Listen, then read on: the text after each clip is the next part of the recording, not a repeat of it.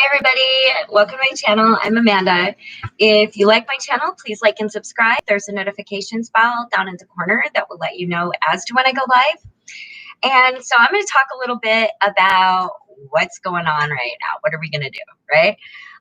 So this is a fundraiser. You know, things are tight and my daughters are moving up and I'm, we're going to be the ones doing that. And so I thought, what better way to raise the money that we need to do this than by just doing a baking marathon. So if anybody wants to know, they can go in the descriptions and there are links in there as to how you can help out. I am going to ask to not put it through YouTube. They're having some problems with payments lately, and to use those links in the description. And we're going to get started. I have got, oh, hi, Abhishek. I have a lot of produce, right? I go to food banks and I feed a lot of people, people with some appetites. And so I gathered this and it's really I got to be going through it. And so I figured, let's do this. So I'm going to show you, I've got a lot of ingredients. We're going to be doing a lot of stuff. Hi, Jenny. We're going to be doing a lot of stuff. We're going to go from sweet to savory to all these things. It's going to be amazing. And like I said, it's a fundraiser. So go in the descriptions. Links are in there as to how you can help out. And if you can't, just enjoy it. We're going to be having fun. So it's going to be a fun fundraiser, right? Hi, Web Surfer Guy. Hi, Blair. Haven't seen you in a minute. So here we're going to go. Okay, first things first, I have pulled out the yeast from the fridge.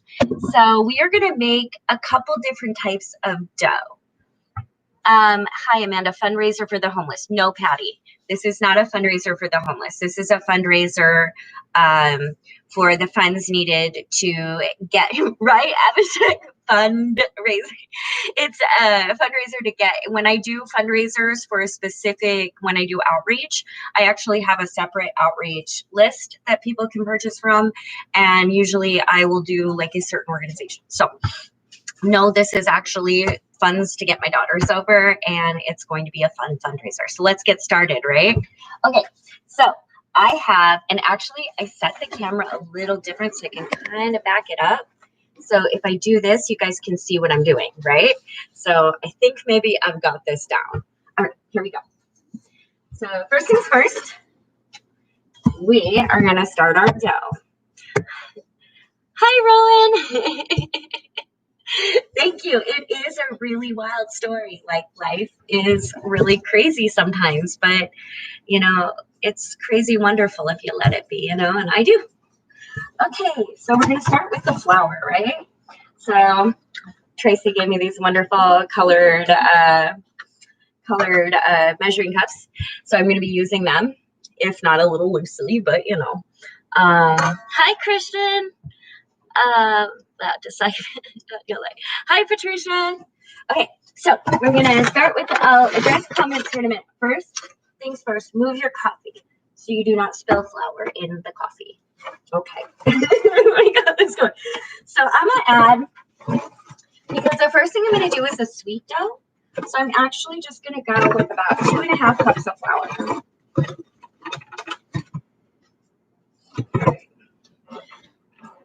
And I'm going to take my yeast. And the thing is, store your yeast either in a cool, dark place or in the refrigerator. You want it to stay active. And I buy yeast, I buy a bunch of it.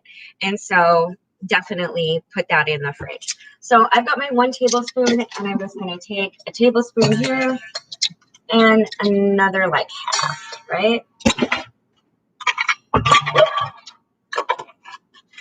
Okay, so now I am going to grab the sugar right here.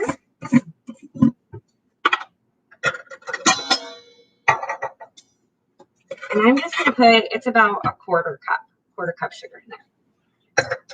Doing good, doing great. Now what I'm going to do is I'm just going to grab a spoon and I'm just going to kind of aerate it. And while I am stirring these dry ingredients together. Oh, and salt. You cannot forget the salt. salt is important for this anyway. So I'm going to, and I go back to hand, teaspoon. Anyway, thank you, Christian. Sandy, hi, nice to see you. I'm very happy that I'm not homeless anymore either. And I think what, I'm really happy about as well is I have a career now focusing on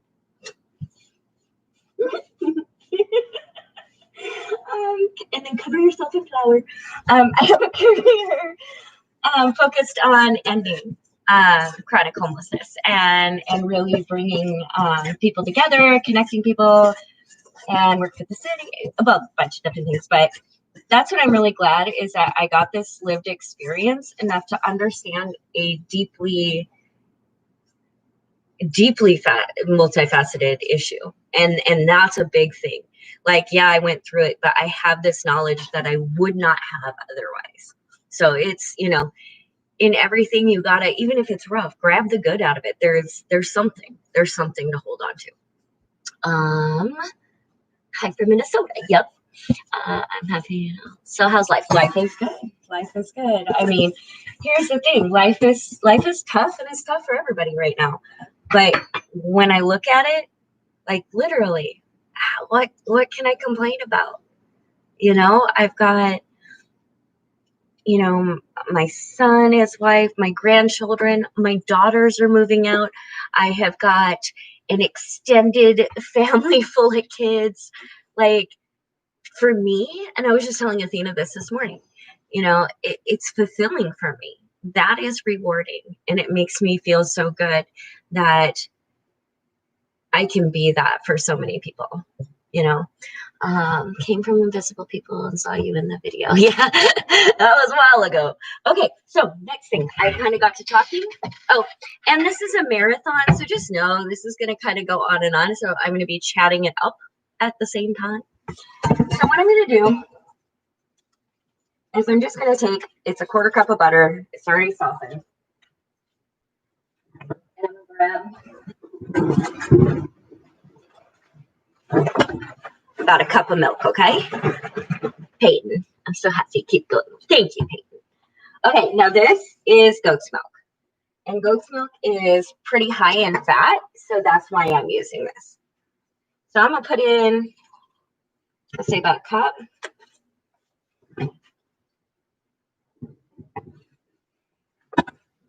And I'm going to put that right in with the butter, and I'm going to put it in the microwave for a minute.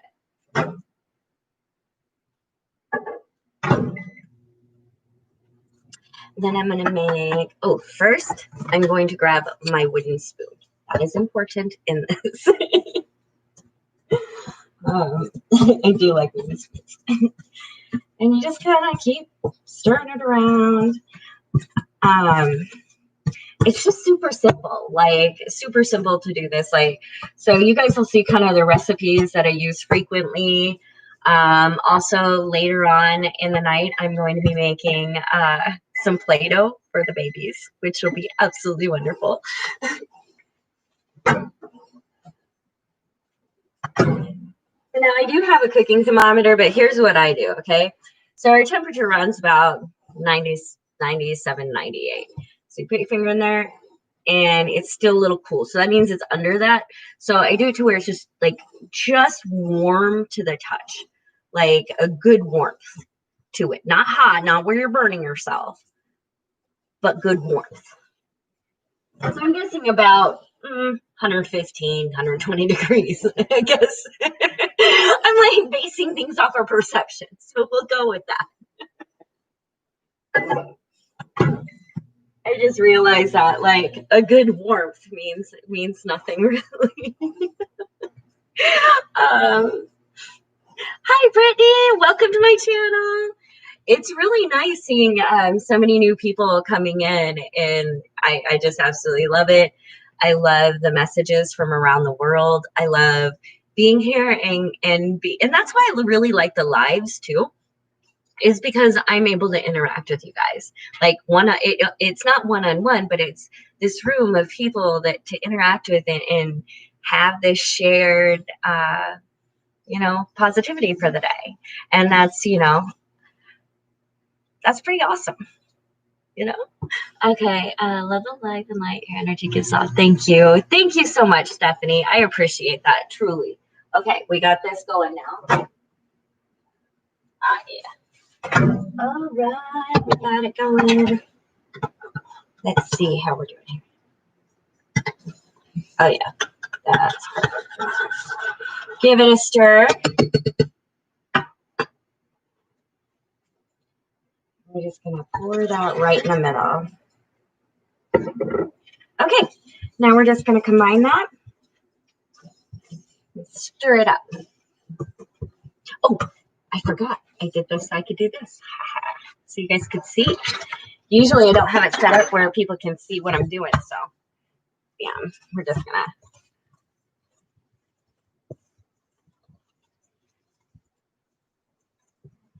And of course, you can use a stand mixer or whatever. I just prefer the wooden spoon method because I'm ridiculous.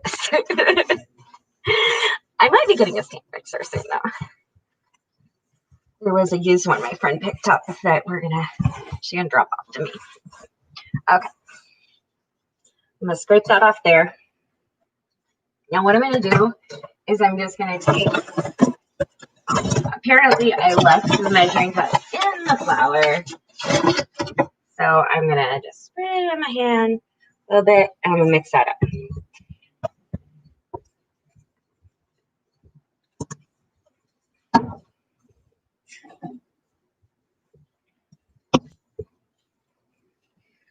You're gonna feel your dough get wetter. Just as it comes, like now it's starting to become like a shaggy dough and stick in again. Just kind of dust it. Dust it with the flour. Because you want a real soft dough, but you don't want it sticky. It's going to be, I mean, as it goes, it'll be a little sticky. You know what I mean.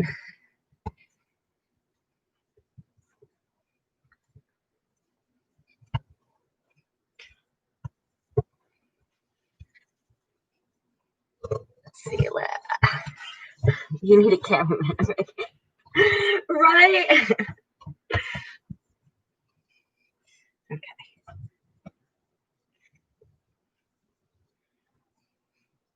All right. There we go. And then I just kind of take a look. I look at how the gluten's developing. If it's sticking, it's starting to come together now. I'm just going to give it because it's sticking again, I'm going to give it another dusting. Get it off my fingers.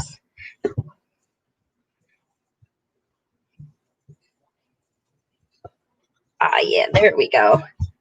Now I can feel that. And you can do it on the counter too, but we're going through so much right now. Like we're going to be going through some recipes. So I want to just do it in the bowl, and that's how that's going to be. All right. Actually, I might just give it a few twirls on the counter. There we go. Much better. Okay, do it on the counter. Like, literally, it's called making a mess in the kitchen with Manda. So we're just going to make that mess. It's fine. Roll with it. Okay, and you're going to start feeling that dough kind of give. And as it kind of develops, it's going to get a little softer. It's going to feel a little more pliable. And you're just going to feel the difference, like the heel of your hands, right? When you're doing this, you're going to feel it give. You're going to feel that. And that's when you know. All right.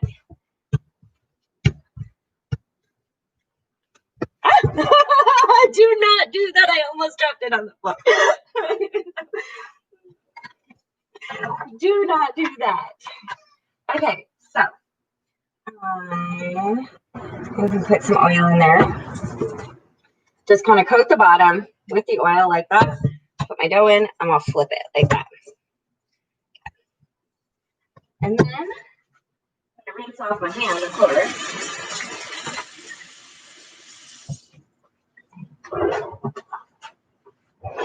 And then I'm just going to grab some cling wrap here. And I'm going to uncling it from the thing. I think everybody feels. Okay, cling wrap.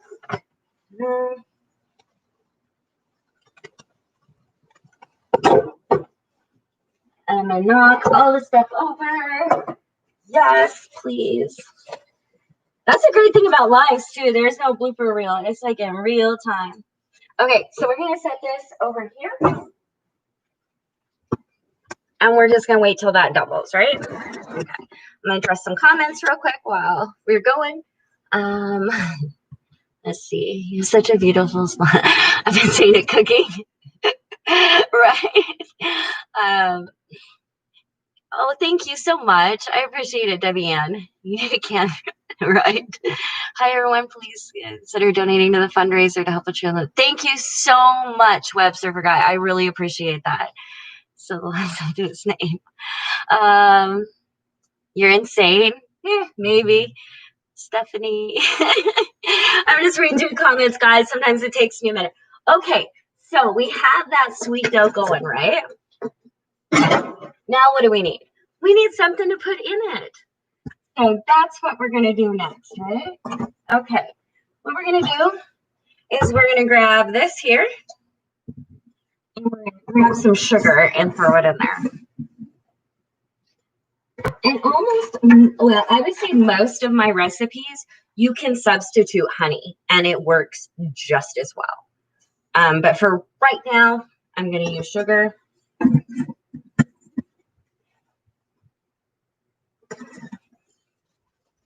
Okay, don't it, but I'm another day. Okay, so got an orange here. Now I'm gonna grab the big knife. And first and foremost, because I jerk my hands around and I knock things over, we're just gonna put things out of reach of my elbows. Move things over. Ta-da! Otherwise, it turns into a real mess in the kitchen. Okay, so we're going to roll that around, that orange. And I'm just going to slice it down the middle. Maybe. There we go. And I'm really just going to do this over my hand to be able to catch the seeds. It's kind of seedy. It's a seedy orange. All right, we got that.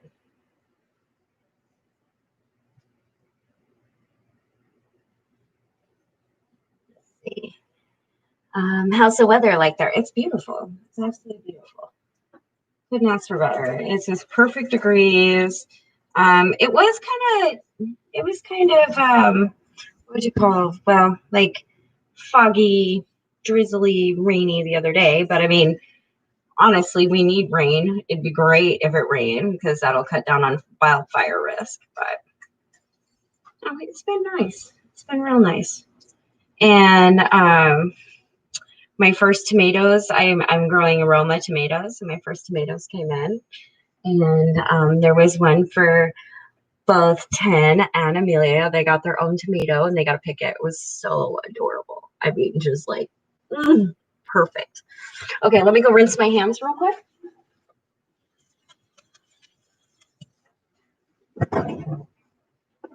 Let me grab the peeler here and dry the hands. Thank you, Sammy. I appreciate it. Hi, Kevin. I don't mind rain, I guess. It depends. I don't like it lasting too long. I think that can get a little much. Okay, so we got some Golden Delicious and we got some Granny Smith, right? Okay, so I'm gonna grab, and here's the thing. I got apples, right? So that's why these things have to be somewhat processed to where they can last and they can be eaten, you know, and that is something I am going to show you how to do. And the thing is it's wonderful because it just kind of pairing them with other ingredients ensures that it's not going to go bad on you, you know, because fresh, of course, they're going to ripen and go bad much, much faster. And you can stretch it a little farther by pairing it with a dough, by pairing it with something else. You can stretch that meal out a little bit. So that's what I think is wonderful. We're going to start with a Granny Smith. thank you, web surfer guy. I really appreciate it. Truly, anything is gonna help. Like, oh, and I'm just so excited. Like, I'm so excited. I can't even.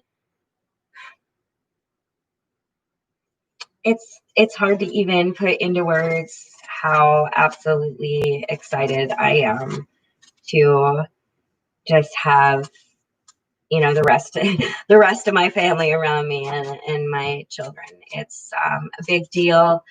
I'm just like imagining going out to coffee with my daughter and, you know, and like maybe a show or do something or going to the park or whatever. And, you know, the grandkids are here. And so, well, I mean, in Seattle. And so, you know, it's, for being a pandemic, you know, it's just one of those like, man, the best is happening. The absolute best is happening. I couldn't imagine anything better. You know, it's something that I dreamt of for a long time. And it's finally coming. Ah! So winter time is the best.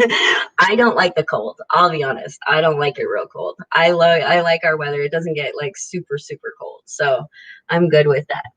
I don't even know what's being made here, but I'm loving the ride. Right? Yeah, this is a marathon. So just so everybody know, I'm going to be very chatty. Usually I try to like whip through things, and I'm not really doing that right now. So here's the thing. Cut your apple in half, right? And then cut it in another half. So you got quarters. Bam. I should probably move this out. So I want to, yeah, I think, hey, that's good. You guys can see then, right? Awesome. Awesome sauce. Okay, so now I've got a smaller paring knife here. And what I'm going to do is I'm just going to take out that middle, you know, the core. I could have done that if I don't have an apple core. This is just fine. You can do it like this. I always cringe a little bit if I get like too much apple and there's waste, but you do you do the best that you can do.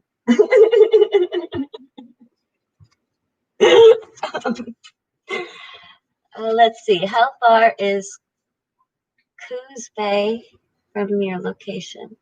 I don't know where that is. Hi, Zachary. You'd be perfect as my reading teacher. Some teachers are mean. Yeah, Coos Bay, Oregon. I'm not altogether sure. We're not too far from Oregon, a couple hours. So I'm not altogether sure. I'm hoping as things grow in my career, things like that, I'll be able to, you know, make different trips and find out a little bit more about, you know, the whole area and go into different places. So it's very exciting. So, okay, I got my quarters, right? I've quartered them off. Yes, I have. So what I'm going to do, I'm going to step over here so you can see, is I'm going to slice them this way, really uniform, and then I'm going to turn around and I'm going to dice them.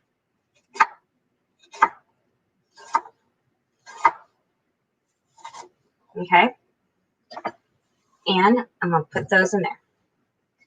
I'm going to grab a quick spoon.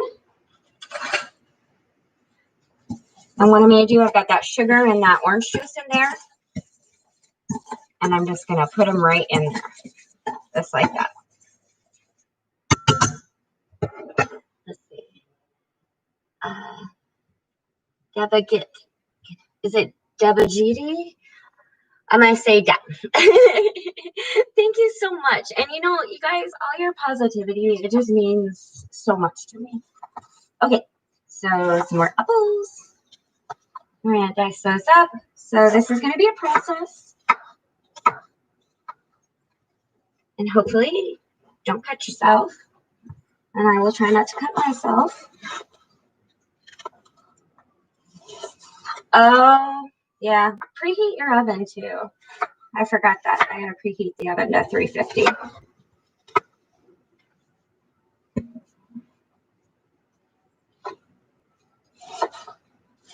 I will do that after I'm done cutting. I have to pay attention.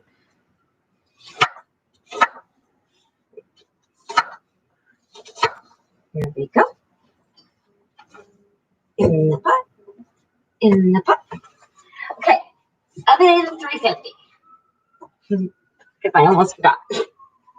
Okay, now we got our golden delicious. So what we're gonna do is we're probably gonna do, let's see, we'll do 2 more golden delicious and 1 Granny Smith. Okay. Then we're gonna set those aside for another recipe at some point.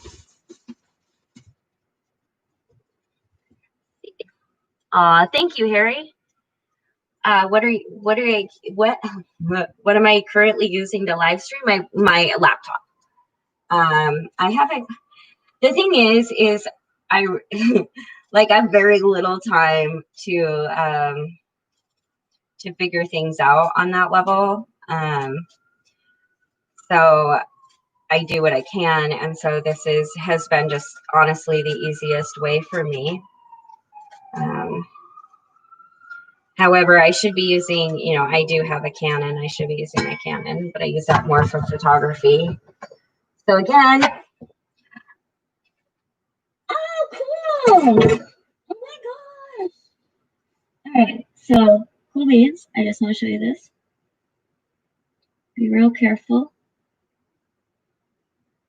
Okay, if you guys look, that's a baby apple, right? This right here is the root.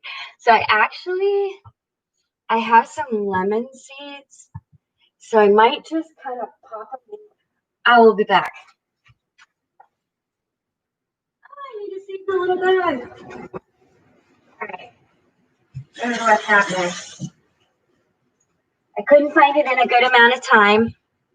So what I'm going to do, I'm going to take this little guy. I'm trying to be as gentle as possible. And I'm just going to put him in a wet paper towel. And I'm going to fold that over. I'm going to set it on the counter. And then tomorrow I will plant him. Yay! Look at that. Okay. Yay. Okay, so I thought that was really cool. Back to what we were doing. Sorry, I had to cough. Don't worry, I'm good. Okay, so we're going to do that. And again, I'm going to pour it.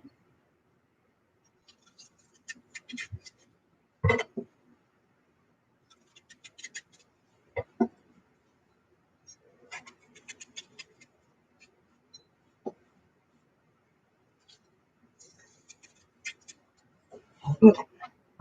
And again, one more time. Move the seeds.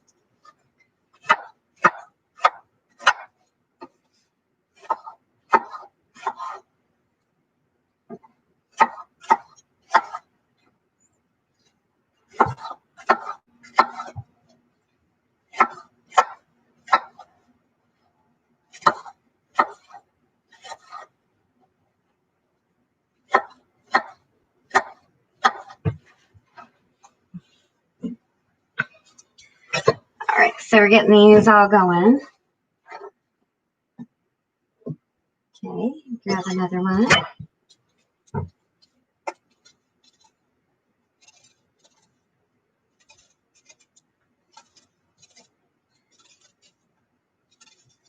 Okay, another one.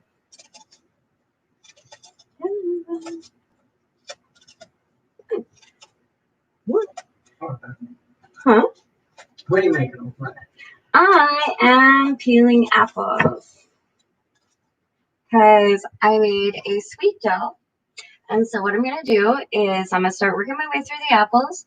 And I'm going to make apple rolls.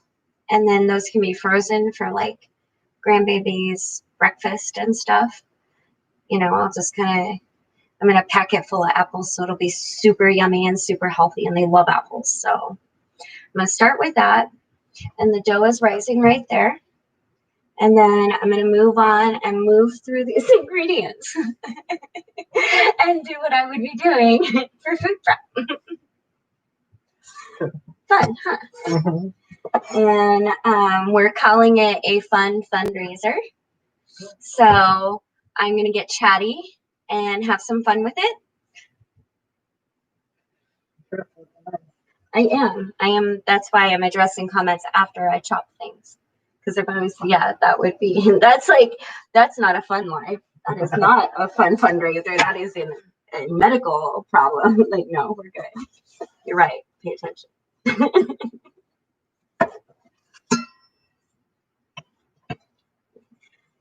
By the way, pay attention when you're cutting things. Super helpful tip from Brian. Do not cut your fingers off.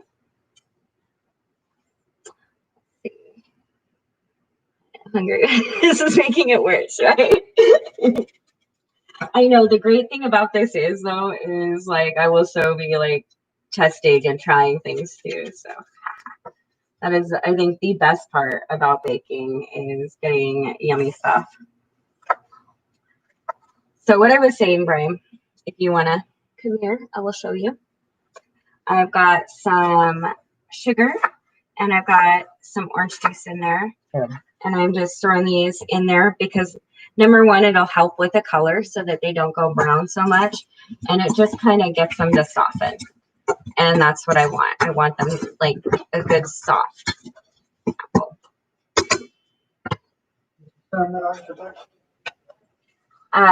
The orange concentrate. No, I was going to pull that out a little later. So what he's here, you can pull it out. What he's talking about is I had tons and tons of oranges, right? And I was like, I got to do something with these. Like, I can't, you know, none of us were going to eat that amount. So, and I'm definitely going to use them.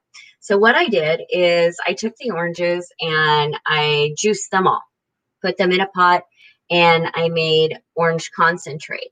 Now, here's the awesome thing about this. You just take a little bit. It's just like regular orange concentrate, except this one I did add a little bit of honey.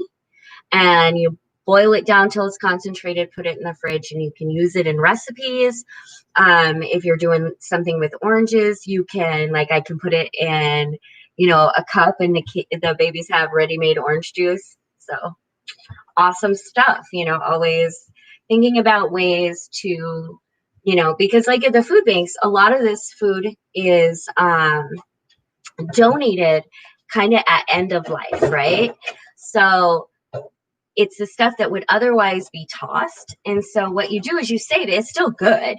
You save it, and then you do a bunch of food prep so that you can extend the life of it rather than it going bad to, you know, anything with apples, right? Hope she's removed all the seeds containing cyanide. Yes, you do remove the seeds. That's part of the coring. And the amount of apple seeds you would have to ingest to get cyanide poisoning is not even close to the amount of apples I have. So I wouldn't be concerned about that. Even if you do get a little bit of seed in there, believe me, it is not, you are not gonna get cyanide poisoning. Let's see. How is the shelf life? For this particular recipe, like apples you can just tell when they're going bad. Each one's a little different. It really all depends. Apples are great because they can last, you know, up to a week. What I try to do is when I have them here, I just don't want them going bad, so I will make recipes. And then what I do is I take them and then I freeze them. And so like in the mornings, I can take them out. And a lot of times it gets eaten, you know, there's, you know, these will be eaten rather quickly by the people coming over to eat and things. That is one thing that I am known for is Mom has food. Mom will feed you. And even better news too, If you've watched my earlier vlogs, you would know that I have a kid that we went through a really tough time, Pierce, and he is coming to Seattle to visit, and that is wonderful. Yeah, things are just absolutely amazing and wonderful. Brian is leaving tonight, or I'm sorry, tomorrow morning to go back to North Carolina. So that's going to be really rough. All the feelings, but you know, that's the thing is so many wonderful things are happening now. And so it'll be awesome. Things are going to be good. To make that right. It works out like seriously. If you've got extra oranges, it's wonderful. It's absolutely wonderful. And you can use it in so many things and it just lasts longer. And also, Stephanie, what you can do as well is get ice cube trays, and you can take that concentrate and you can freeze them in the ice cube trays, put them in a container or whatever. And then when you put that in there, you just add some water and you got some orange juice and it's chilled. So, you know, there's many, many things to do. And that's, you know, it's so versatile. Chopping the apples. There we go. And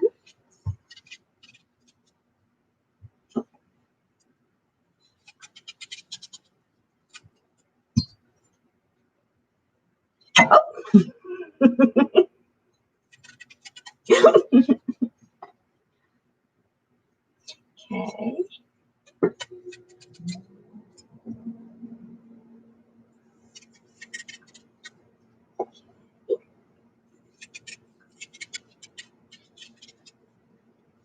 Hi, Kaylee.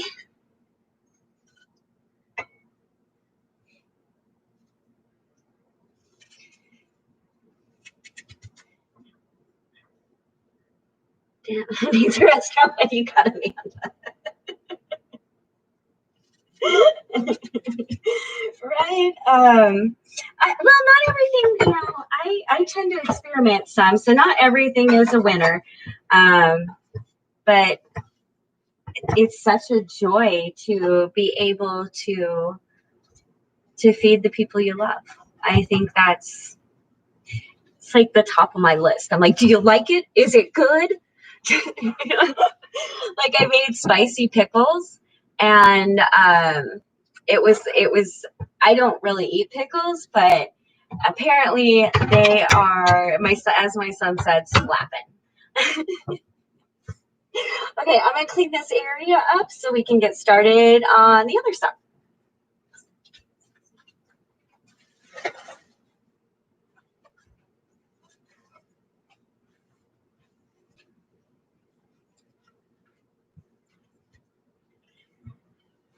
Yeah, Stephanie, seriously, it's awesome. It's, you know, you do it yourself rather, you know, and it's not like you have to sit, and also you don't have to sit and like while it's boiling down, you just simmer it down, you know, stir it every so often. It isn't something that has to be like watched, you know.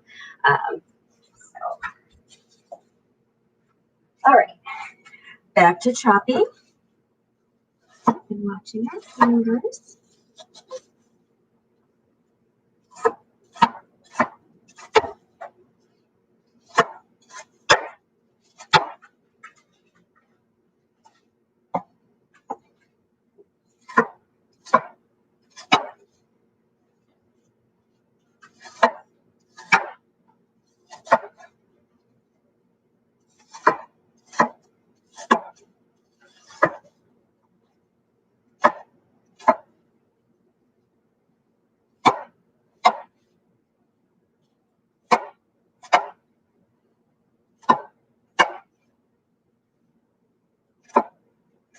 Oh.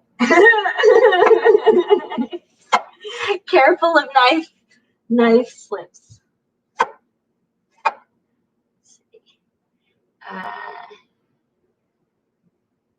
Markio, did I get married? No, I didn't get married. No.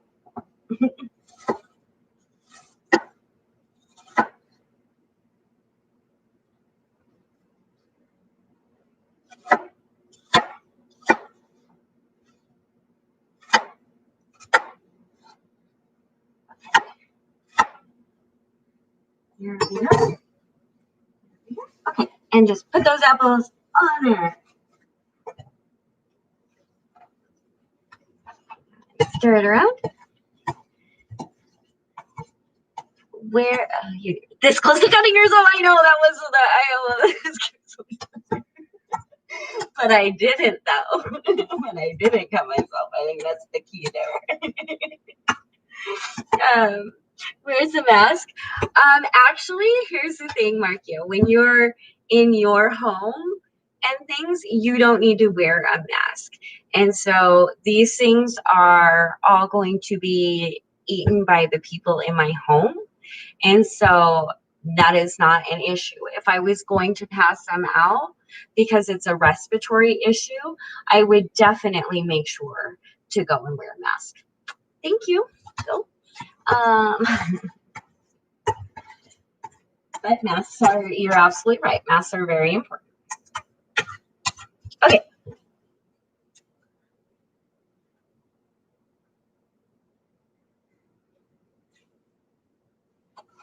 And we're going to clean that up.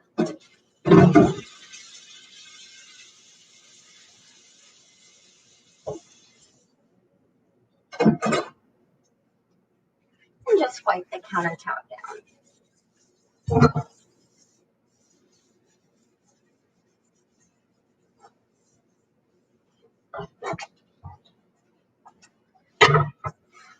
Dry it off.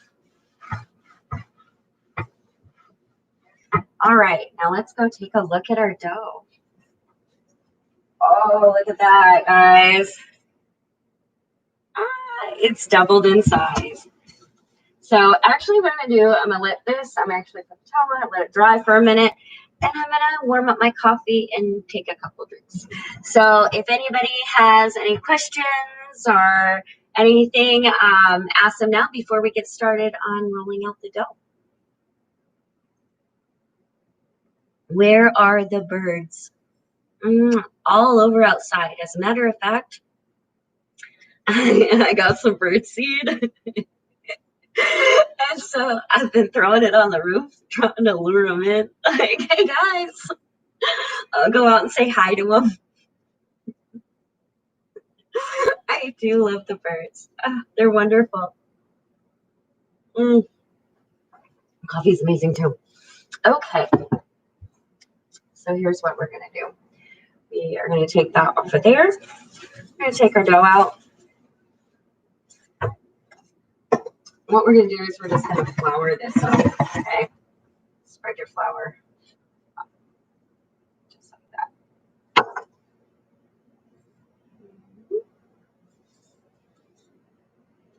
Okay. Then take your dough out. Put it, lay it right on top of there. Let's see. Your grandsons are so lucky. They must be getting good stuff every week. That is one thing I'm really big on. Like when the kids are over with the grandkids, I'm really big on the babies. Like I make sure that they have like a well-balanced anything I'm feeding them is like definitely well-balanced. There's all sorts of things. And they eat veggies and they eat fruits and they really like it. So they're really easy to feed. They pretty much like all things. So it's just great. Let's see, Rowan. Rowan is doing awesome. She is doing really amazing. I just love her furry face so much. I'm jealous. Okay, so we're going to spread this dough out, right? And I kind of like doing it, just softly with my hands.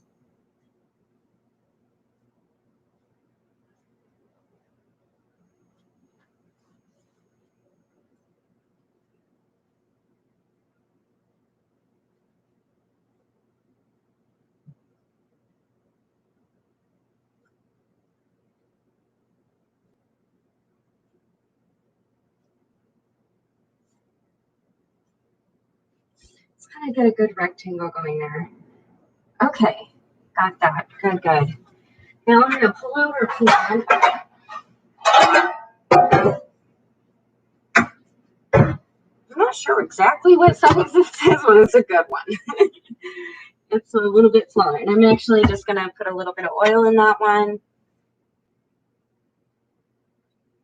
At times, just make sure it coats the bottom. You can just rub it in there. Make sure it coats the bottom. Hi, Karina. Yes, everything is good. Dough is so much fun. It is, though. And that is actually one thing I'm going to be making tonight is Play-Doh for the grandkids. Because I want to get a, you know, they're going to be over more because I will be watching them sometimes when the kids work. And so I want to make sure that they've got like sensory materials and stuff and things that work with their motor skills and reading. I just want to do it all for them and with them.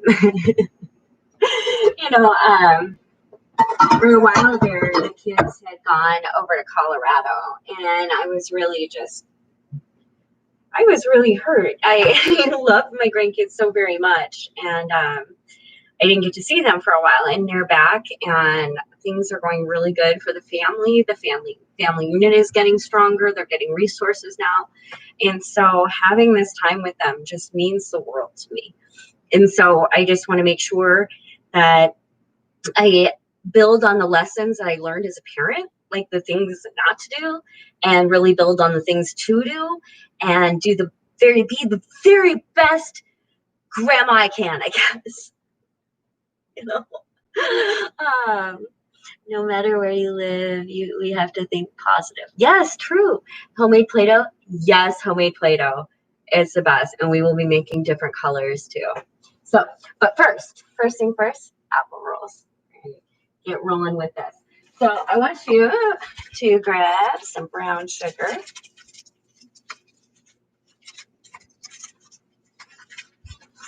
And I just usually put a hair tie around it. A clean hair tie, but a hair tie on the rest.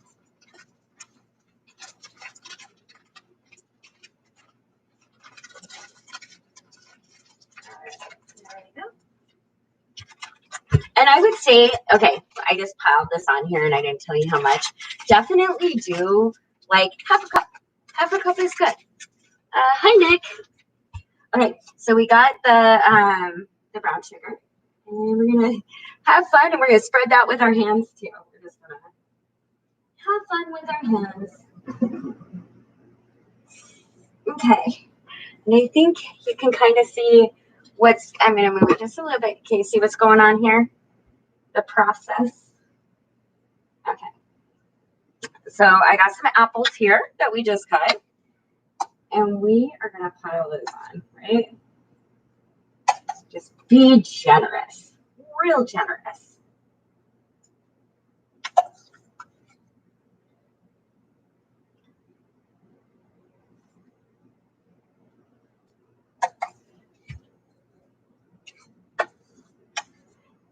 In other words, put all the apples on there. We're just going to pile them on.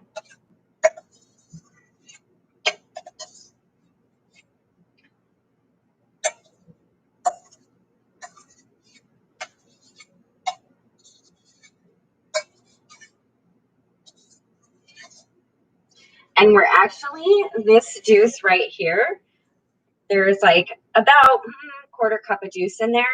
We're actually going to combine that apple juice and we're going to take a little bit of that orange concentrate, mix some honey in there, and we're going to make an amazing drizzle for these. Let's see. Michael Simpson. I'm glad you're doing so well. I'd love to. Life is, you know, I keep saying, you know, I'm not the best all the time or whatever, but when you try hard and you just do, when you know better, you do better, and you just try. Like, I think that, you know, life kind of understands, like, when you're, like, trying to be a better human. And, you know, if you put good out, good comes back. Truly. I truly believe that. You should make pizza sometime. Ooh, true. That'd be a good one, huh? That'd be really good. What do I think about the explosion in Beirut? Was it accident or terrorism? I'm going to be honest with you. I do not have or am privy to the kind of information that would even allow me to make an intelligent assessment of that situation. It's a horrific tragedy, but I am not knowledgeable enough to say with any certainty or with any knowledge whatsoever in a situation that I'm ignorant of. I just my heart is with the people for sure. Hi, Flowering Plum. Nick, it was fireworks. Yeah. You know, I like I said, I'm not knowledgeable enough in that. That is, there are people that are in those fields to study those things and have been their entire lives. And so at some point, I just have to give it over to somebody else's expertise.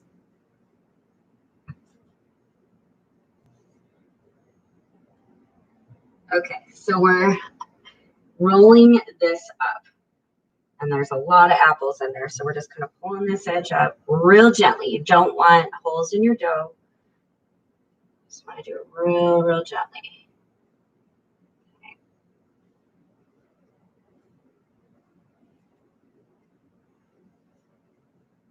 Okay. Now, what I usually do is I take a string and I will cut the dough. But I think in this situation, I'm going to use a serrated knife. So.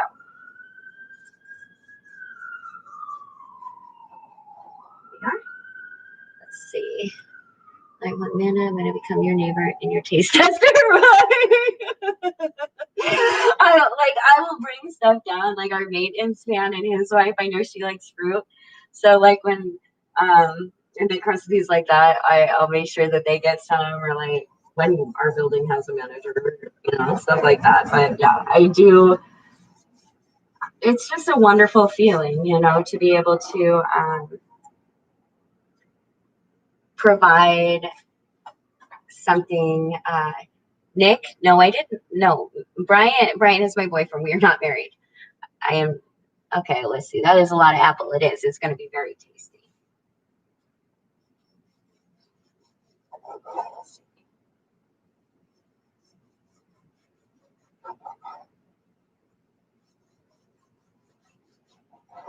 Okay, so yeah, that was the way to go. There is a lot of apple in this, so we want to make sure it kind of holds together. So let me show you guys.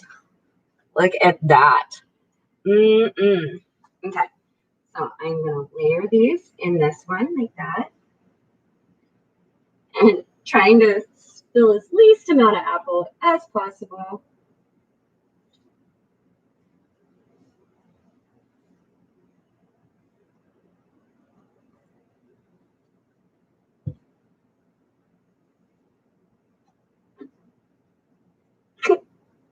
Okay, that one might have burst just a little bit, but that's okay. It'll work out. It'll be grand. It will be grand. Another one there.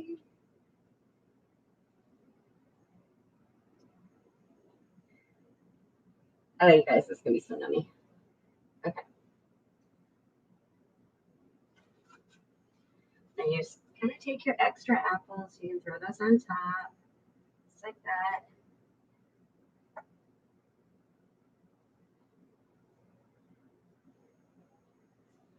All right. We're going to let those rest for a minute.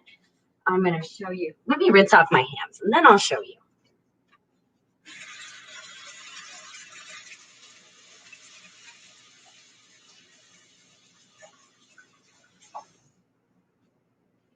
Okay. So we got it. This is what that looks like. Okay. So we're going to let those rest for a little bit. Again, we're going to clean up the area. Even though it's making a mess, and making a mess is during the process. But as you move, I'm going to say cross-contamination, even the this, whatever. But cross-contamination is a real thing. So, you know, it is very, very important. You know, you can have your ingredients all out or whatever, but after each thing, you really should take the time to go clean your area and everything else. Let's see, this recipe is gonna come out so yummy. I can smell it from California, right? It's gonna be good. I have to say, like, I like my apple rolls. You're giving me confidence to try some of the recipes that, yay! Oh my gosh, flowering plum. Okay, gotta tell you, the last one I did, the scones, try it. Those, if you can get your hands on some red currants, I have to say, like, I like scones, but hands down, they were amazing. Like, definitely go for that recipe. You'll be happy with it. Oh, okay. All right. This we can put here. Oh, there we are. Let's see. Oh, thank you, Fly, and I appreciate that. Yeah, and that's the thing too. You know, if you can't enjoy anyway. It isn't, you know, it's a fundraiser, but you can still enjoy it, even if you can't. You know, I think we all get that. So I appreciate your support, even in the kind and wonderful messages, and you guys being the kind and wonderful people that you are. Okay.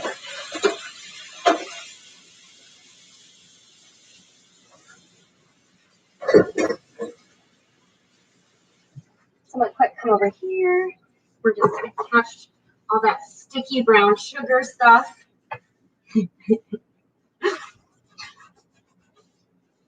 Let's see.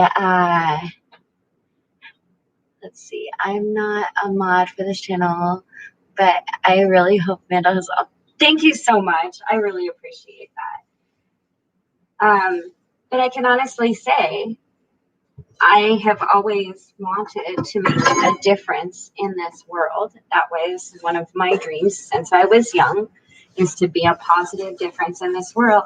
And I can honestly say that I've done that. And that's something that I really strive for, is to, you know, bring about change where everybody gets to be okay. Maybe not wonderful, but okay, you know. And so I feel like I'm really, you know, leading my life stream by doing that.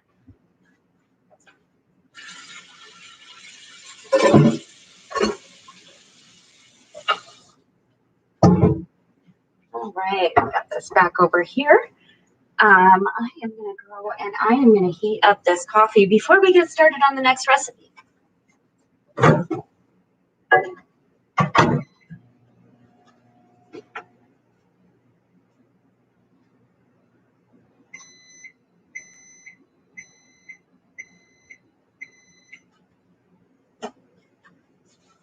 I just checked my phone. I can't go through all of it right now, but I want to thank those of you that have donated. I appreciate it so much. It is so appreciated, and it's going towards the best thing ever, which is my daughters are coming, and they're so amazing.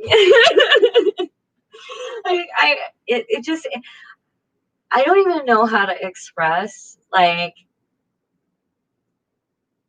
just 3 years ago, it seemed like an unreachable dream. I was just coming out of living under a bridge, and, you know, relationships needed to be rebuilt and all this other thing. So it's been just this, it's amazing. It's amazing. And my heart is so big, and I'm so grateful. Like, I am a blessed human being, and I try not to forget that. So I am going to grab my coffee again. Okay. Drink coffee. I think I forgot to turn the microwave on, so I'm going to drink cold. Hi, Nelson. Thank you so much, Web Surfer Guy. Thank you, Nick. I appreciate it. Just the general vibes around it. Smiles, you know, that's one of the things, and that, you know, I taught my kids that too. Like, and my son actually took it to heart. But, you know, it's always having just flash a smile. It does nothing. Like it'll make you feel better, even if, you know, the person doesn't smile back. But seriously, like flash a big smile. It literally can uplift people. And so I think that that's a big thing is, you know, just be like, wow, let it shine. Okay. So these have started to, I kind of want to show you like where it's starting right there. I don't know if you can see, but it started to kind of rise. So what we're going to do is we are going to put those right in that preheated 350-degree oven. And we're going to get started on our next project. Now our next project is going to be a savory project. And I am at some point gonna have to wash bowls. Let's see here. So I get my flour again.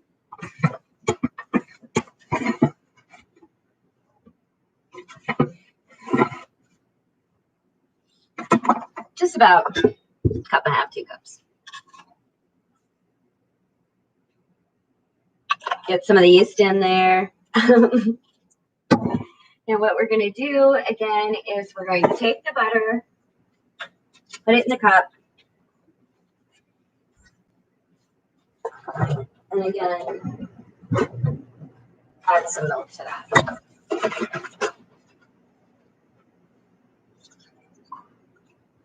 This time not as much.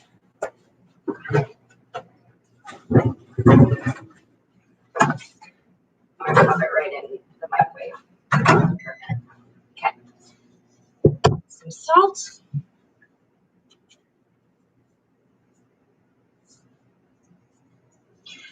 And we are going to go with, I'm going to use this to measure, but it's only like a tablespoon of sugar. So really just a very, very minimal amount. Because this is not going to be a sweet dough. What we're going to do now is we're going to take paprika. We're going to put a good dose of that.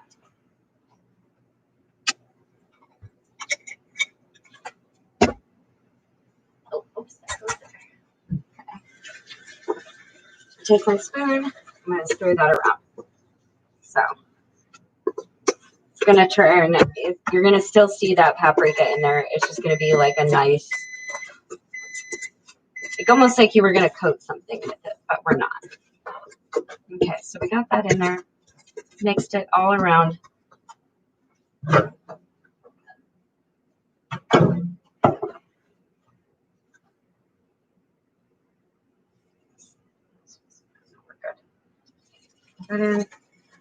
We're just going to do this one little by little. So I'm going to pour a little bit in, mix it up, and then I'm going to pour a little more. Why didn't you marry Brian? That's no. No. I don't think anybody is looking to get married. Let's see. Have you ever had a literal cupcake, like a cake? Yes, I do. I do those every so often. But I'll be honest, it's not the same as like literal cake. And the nice thing about making a cake is it may not, you can share it. Okay, so right now, I got a real shaggy dough going on. See, this is what I mean by, so it's a dough, but it's still kind of like a batter. So just real shaggy. We got everything combined in there. Scrape the sides. And I'm going to leave that to rest for a little bit, probably about 20 minutes. I'm going to put that right back there. And we are going to cover that with a towel. Okay. I'm going to address some comments. Does Seattle have a subway? I don't think it would be considered a subway. Really? I mean, transit, I don't know. Elevated train. Elevated train? Okay, that's what we have. I do like our public transit system though. It's a little hairy right now because we've had a couple bridges that are going out, and yeah, it's been a hot mess. But hi, Javier. Okay, so okay, next on the list, since these are savory, I'm going to show you what we're going to do.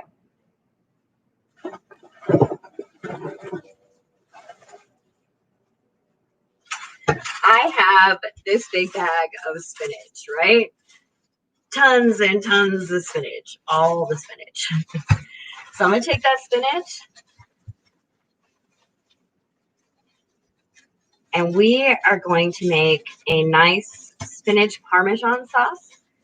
Or, well, it's like a filling. And we are going to fill that paprika dough.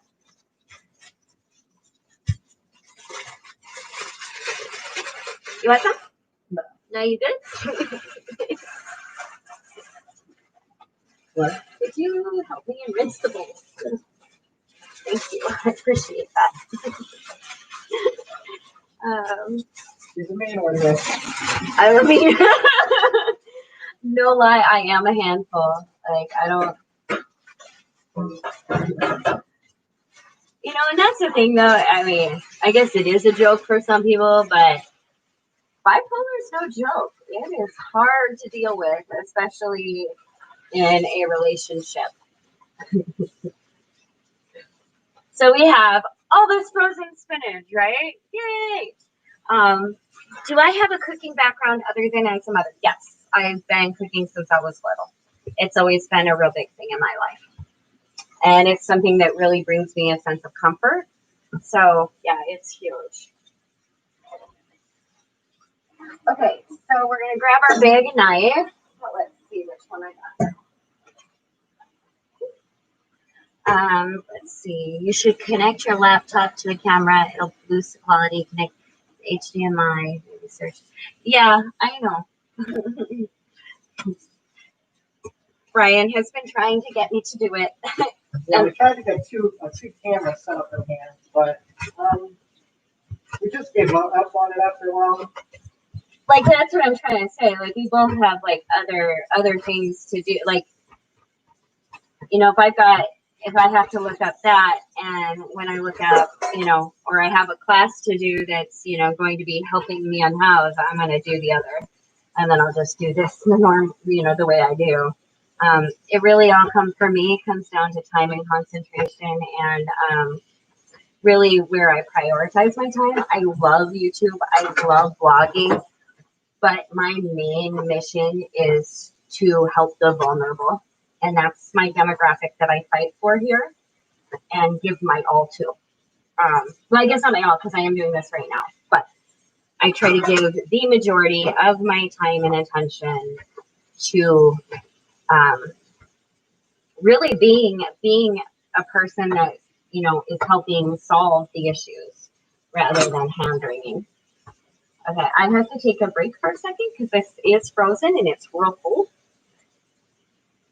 One day we will get it set up with a couple of cameras. Maybe when I get back. Yeah, I think that would, and I agree, that would definitely be a great thing. Thank you, Koba. I appreciate that. Seattle is very cold. No, actually, it's not that cold. Alaska is much colder than we are. Alaska is a huge state, like really big. So I don't think that we get super cold.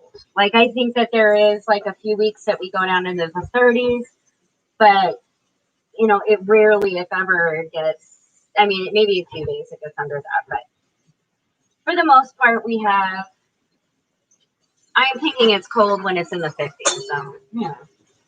I guess it's all perception on what's cold or what's not. So what I'm doing here is I'm just chopping up this frozen spinach.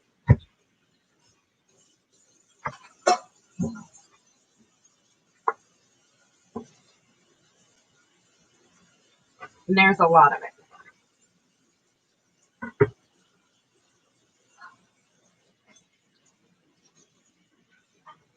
You say? You want to turn it down? No, it's not that. The intolerant cold. Okay, so I am going to grab a pot here.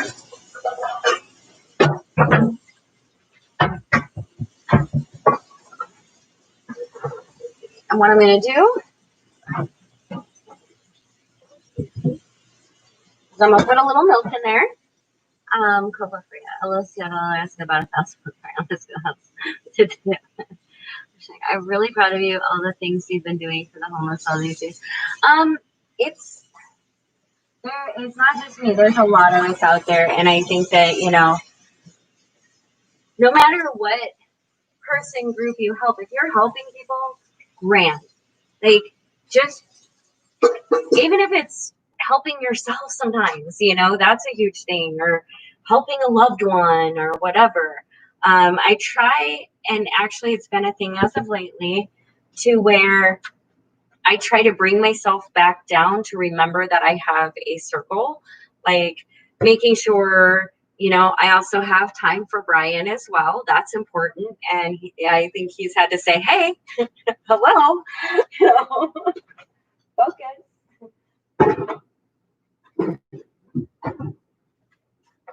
Because I can get a little wrapped up in my activities. So what I've got is about a half a cup of milk there, right? And I'm just putting that frozen chopped up spinach in there.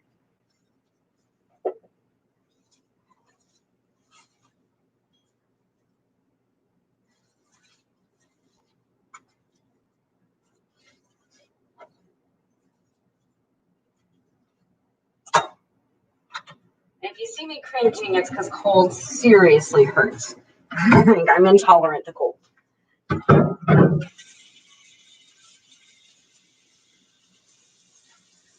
Okay.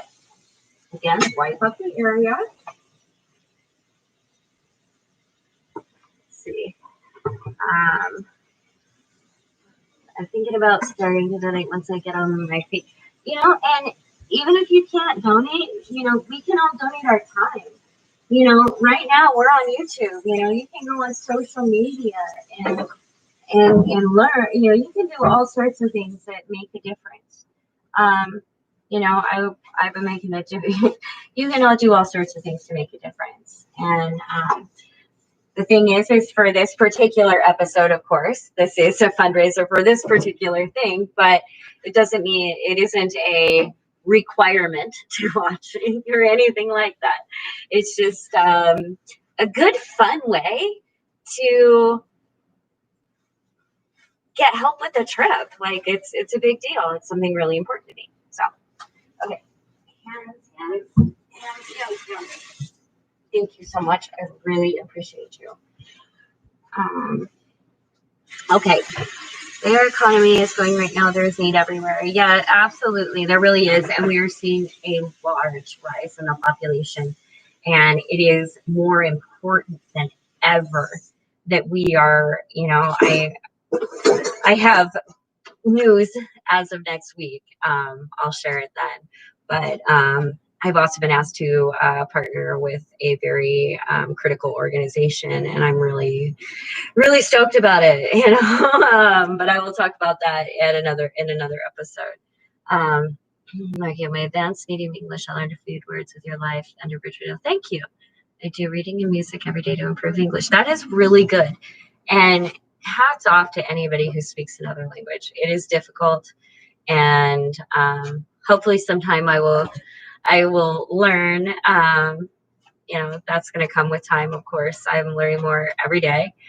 I have to remember sometimes that I've come so far. You know, there was a time I didn't, you know, just a few years ago, that I didn't think I was going to make it. And here I am doing well and on alive with you guys. Okay, so next thing, I am going to pull this, and I am going to take some of that heavy cream milk and some butter. And I'm going to take a 1/4 cup of butter, and I'm going to put it right in this pan right here.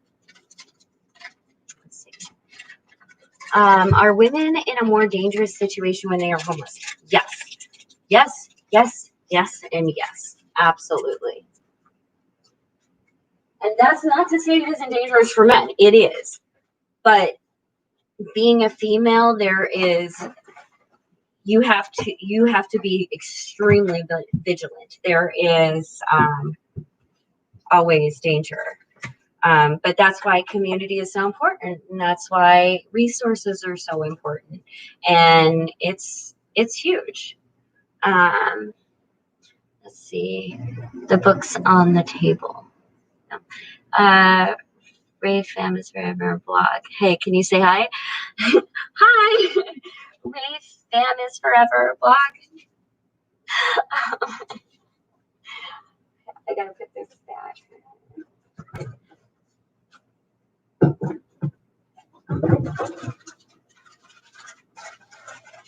Okay, so what I'm gonna do is I'm gonna put this on the stove and start heating that up. I'm gonna grab this and I'm gonna start taking that spinach and milk, kind of mixing it up. It's gonna get soggy, and that's totally okay. That's not a bad thing.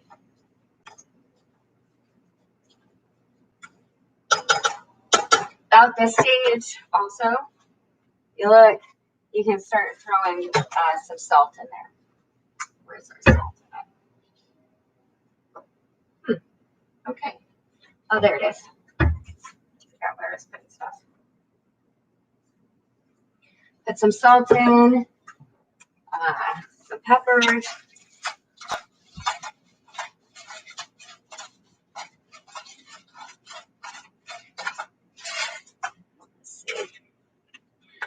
I'm getting hungry. I know, right? As a matter of fact, let me check on those. Oh, you guys, this is ridiculous. Wait till they get pulled out. Oh my gosh. Yeah.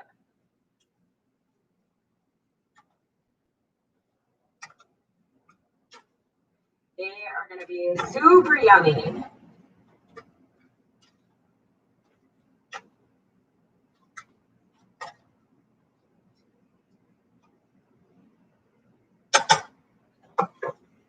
Okay, so I got this rolling.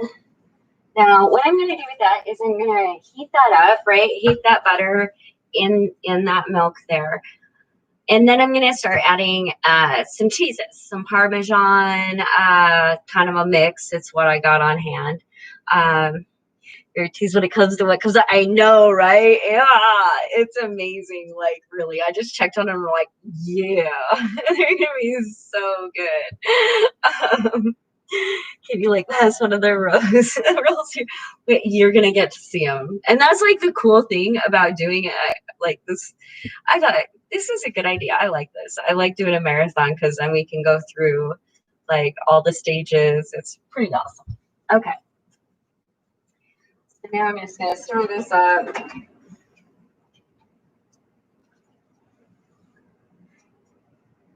And actually, with the spinach now, that's soft enough to where I can just turn that off. And we got salt and pepper in there. We're just cooking that. Pat yourself on the back. There. And that's the thing, when stuff turns out, like with those scones, that was a pat on the back. No joke. I was like, oh my, that is good. That is real good. So I'm just going to add the Parmesan in here. There's about a 1/4 cup in there.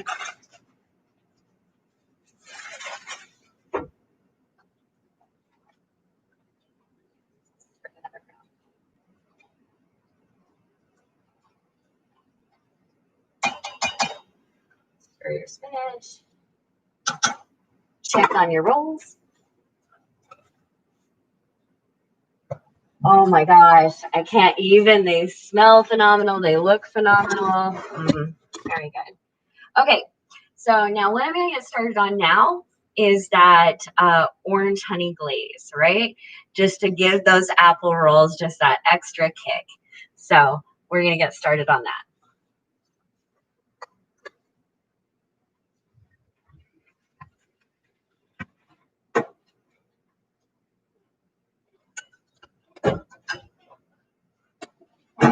So we have our pan. We have our orange juice concentrate. Where are the rich in Hollywood that the TV shows as if everyone was well financially? Well, they're TV shows.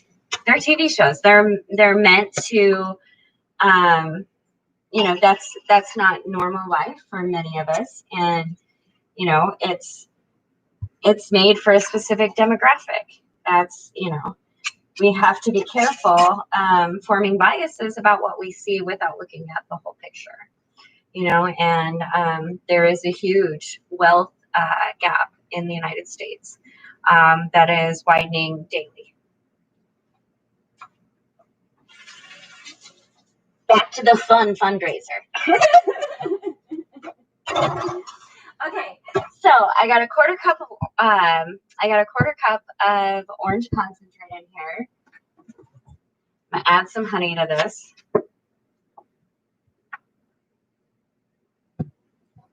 So I'm adding probably about two and a half tablespoons. And we're just gonna put that on our other burner over here on the front. Grab a spoon and wait for that to come together.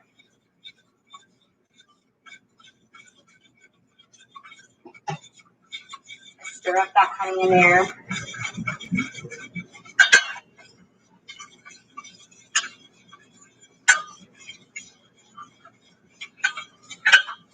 And as that honey cooks in there, it's going to start to thicken. Let's see, Manda, what did you have for meals when you were homeless? Were you able to get access for fresh food? Yeah, I got access a lot of times. Well, I set up a community, like people weren't necessarily working together. I just showed them how, like, we could all go to the food bank. We could get things. We could, you know, I had to teach people what shelf stable really was, and how to store things, how to use a community to provide for everybody. In other words,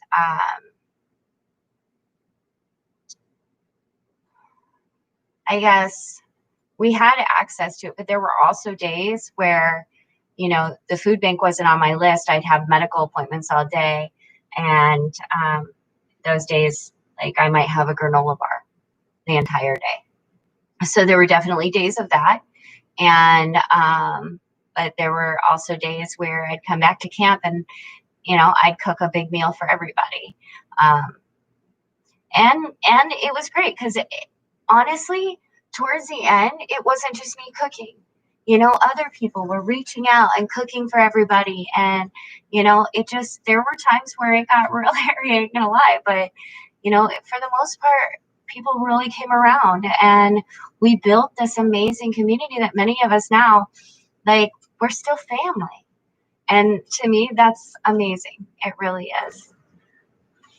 Thank you, Marco.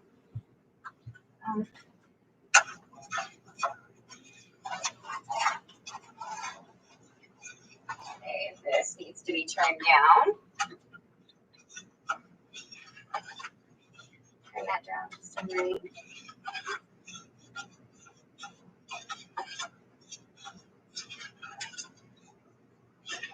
Okay, we got that on a good rolling boil.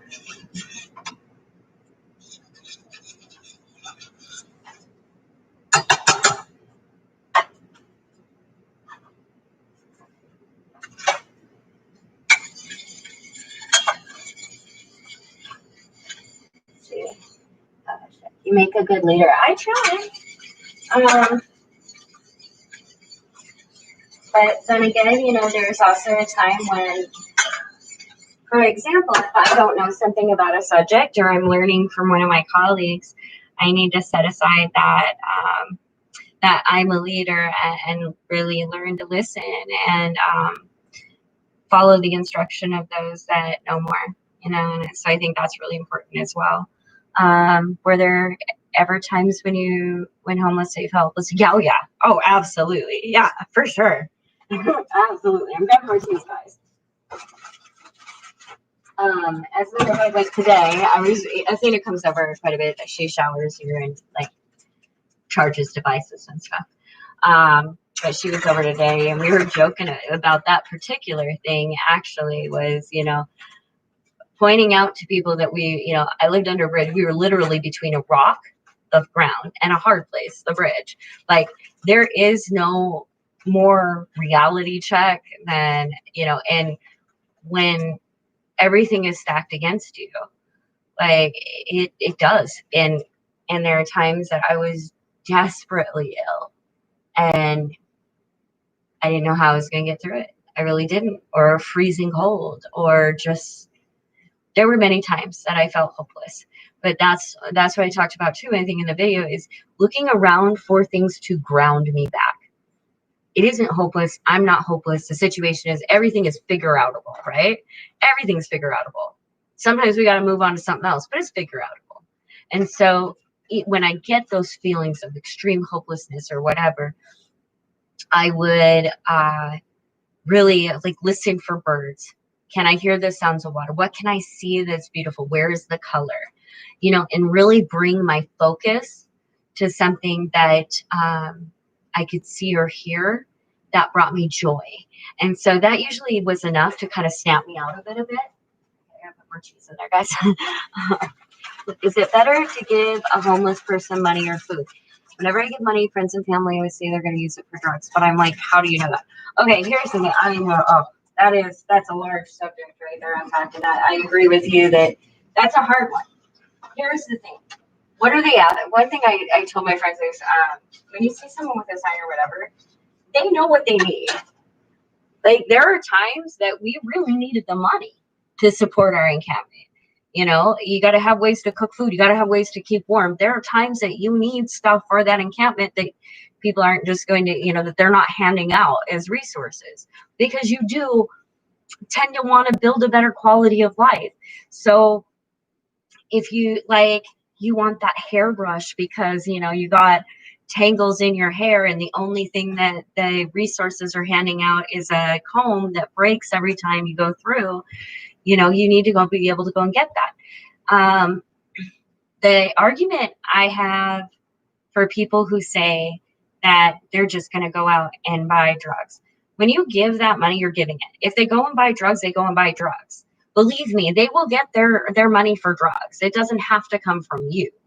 But also, even if that person is a drug addict, they deserve to go and get a cup of coffee. Like maybe that's what's going to bring them out of it, is some humanity, having that humanity, how bad is it to give somebody $5 in their pocket? I don't think we're killing anybody. And I think that that's the thing, is when people argue that, but the thing is there were times we'd ask for food, like literally did not care. Give us leftovers. We're starving, like literally so hungry. People will be walking past and they give you a dirty look and you're like, are you real attached to them leftovers? Like, we got a whole, you only see two of us, but we have a community to feed, and so I think that a lot of times we have to realize that there's more than what we see. There's a deeper story there. And for those that don't want to donate money, don't. Like, if it really causes, if the thing with the money, and believe me, Webster, I'm not saying you, but the person, if you're really feeling that out of control, like you have to control a donation like that, and in somebody's life, because I'm going to tell you, nobody is making enough money spanging to get themselves off the street. It is for basic needs. I know that there's all this urban myths and urban legends of everybody who's, living in a mansion, driving a BMW, going in Spain. No, I'm sorry. If you see that, that is like such a minority that it isn't even worth mentioning. But I know a lot of people that think that. I remember one time, and I was actually with my ex-husband at the time, and we passed a guy with a backpack, and he was asking for money or food, I think it was, and or a ride. and had a huge pack on his back and everything. And I remember him going, well, he doesn't need money because look at that pack. That pack's like worth $300. And I didn't really understand what he was saying until I myself was unhoused and realized that, number one, that isn't going to last you very long. Please do not sell. If you come by, if somebody donates to you, however you come by, even if you buy an expensive pack, keep it. It is so necessary. And don't be selling your needs. Like if you need something, what is somebody supposed to carry? And I learned that an interesting thing. People like that will come up with reason after reason after reason to not give. And the people that do don't need a reason to give. They just give because it's either on their heart, because that's sometimes for me, it'll just be on my heart that's what I need to do, and those that do give rarely think of reasons not to. It's the ones that don't want to. They will have every justification reason in the book not to. And that's okay. That's okay. Because honestly, we want what works for everybody. I'm actually, you guys, I am running out of battery here, so I've got to go grab my cord because I actually did not think of that. I'm silly like that. So we're going to do a brief pause. Well, first, I forgot to tell you guys, I stirred in a little bit of flour in the cheese sauce just to get it to bind a little better. So we're just still cooking that down. Let's see. And then flouring plum, I got to go get the cord and I will be right back to answer your question. Okay.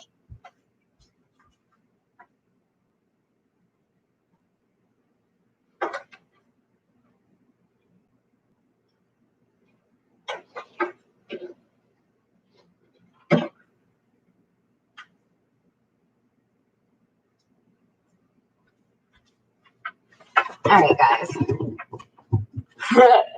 I should have thought for a marathon I'd use this. I guess I didn't. Okay. Now, there we go. Okay. How much does drug addiction, mental illness play in long-term homelessness? A lot, but other factors as well.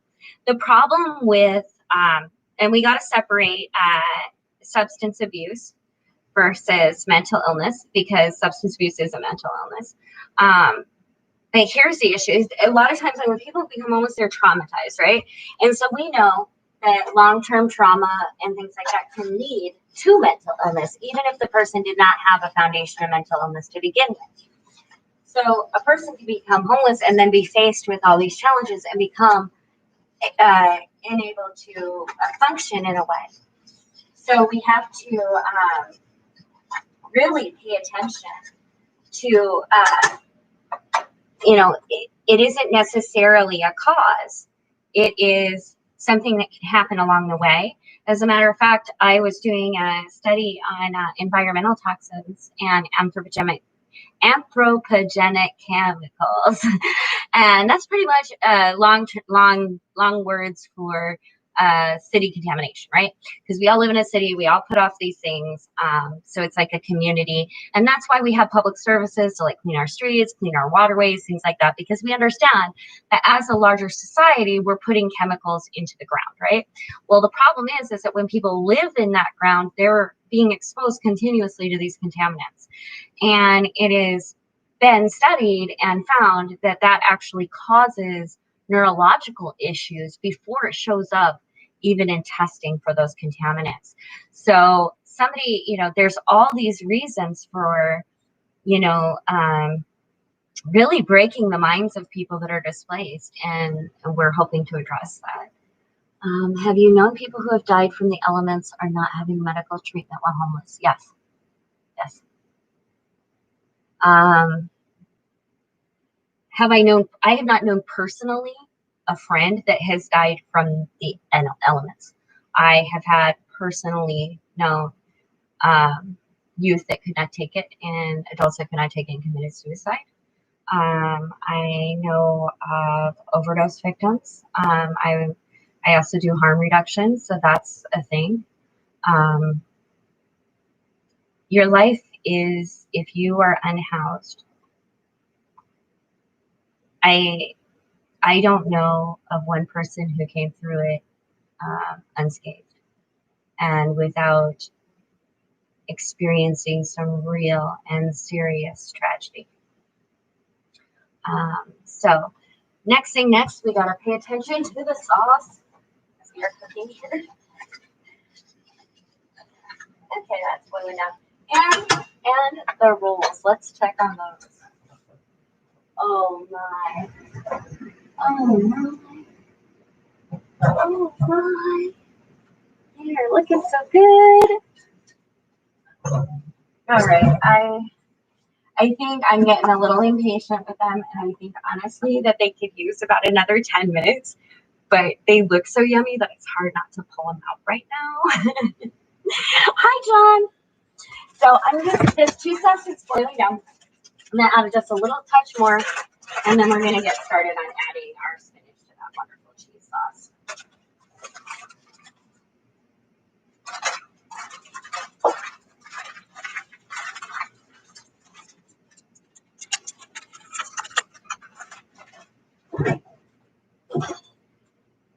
Oh.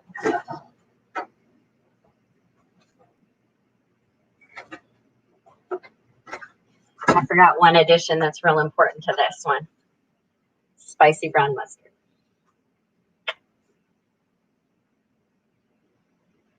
We're just going to add a tablespoon of mustard to that cheese sauce. Thank you for shedding light on the whole situation. There needs to be so much more kindness, understanding, and help for people. There does. And one of the seriously concerning things that we're seeing is a drop in resources and funding and a raise in the population. So we have organizations that are unable to literally meet the needs of the community that was there before, and really unable to the growing community without communities first. I can say that living in Seattle, we are very lucky. We are extremely lucky. We do have leadership that cares very, very much. Even there, we have stuff to work out, but in the end, we understand the science. We go by evidence-based and science-backed solutions. So I have a lot of hope in that. Let's see. Did you set the table for a few of your fans to come by and have dinner and dessert? Oh, that would be grand. I didn't even think about that. No, I was just like, figured I could get this done, and definitely give some to Athena. Gypsy, I know that the kids will probably, they said they'd be dying Tuesday, well, they'll probably come in tomorrow, so I'll have babies to feed. I just need, like, it's always like food on hand, I will bring the apple cider, right? Oh yeah, apple cider is delicious. Has the pandemic made your outreach harder to do? Yes, hands down, yes.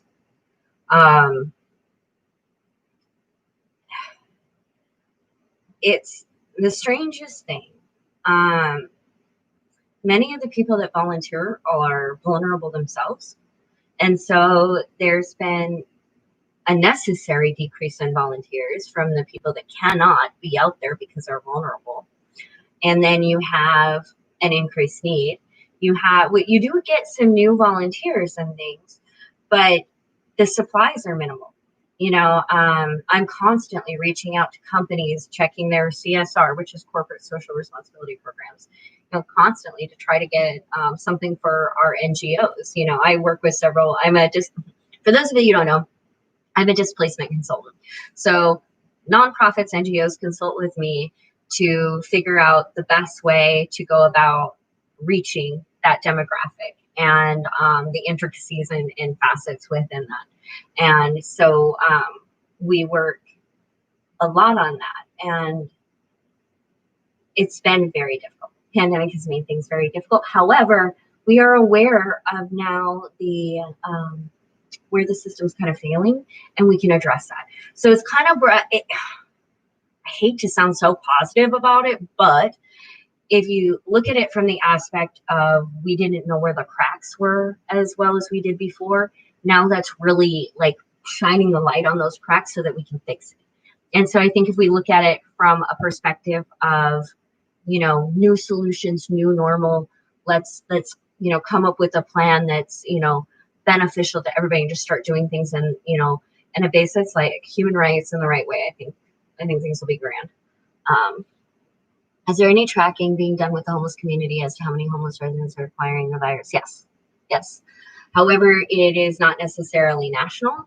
Every state does things a different way. Each agency kind of does things. Our systems for reporting are really faulty in the United States. The number that we are reporting is much, much lower than actual cases.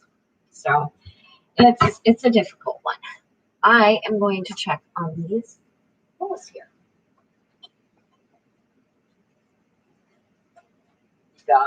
You guys though.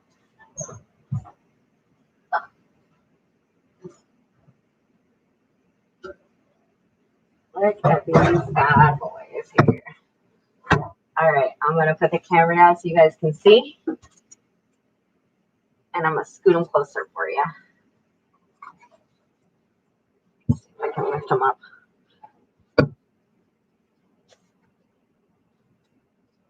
Can you guys see how wonderful those look? Right? And they smell amazing as well. So we got those out of the oven. Now we've got our nice drizzle. Let me grab a different spoon. And this is orange juice and honey. So what we're going to do is it's just steaming hot, so we're just going to pour that over just so. Just want that going over. Just going to drizzle it. You don't want to drown it in it, but you want to get that good flavor in there.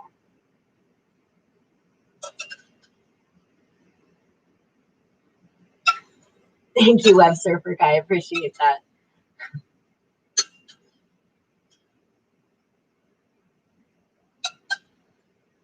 Ta-da. Look at this, you guys.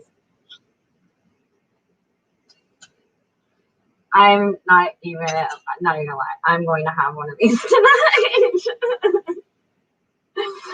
That is definitely on my list to do. Just down in the crevices there. Just that orange honey flavor in your apples. And I know this will be a hit for the grandkids. So we got that done. See, my stomach is growling, right? Same. So now I've got this lovely cheese sauce. And what I'm going to do is I'm going to take this cream spinach and I'm just going to kind of shake out the excess moisture and put it right in there.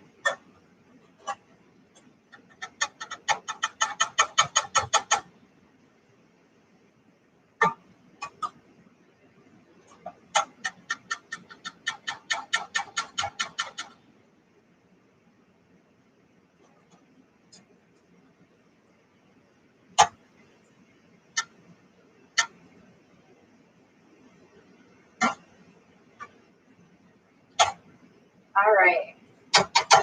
So we got that spinach in there. And we are going, I wish I could cut some with it. It is going to be so good. Can't wait until they cool. So now we've got our spinach here in this cheese sauce.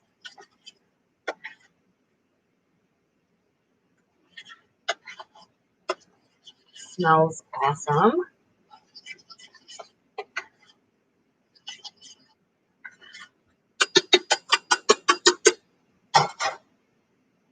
We're going to add a little bit of flour to that, probably, I would say about 1/8 of a cup. Just stir that right in.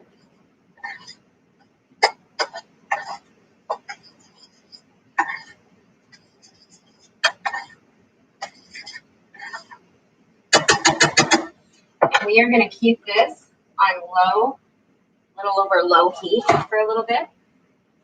Okay. And now we are going to pull out our paprika dough. Look at that. Looking phenomenal. And we are going to move these beautiful rolls over here to cool.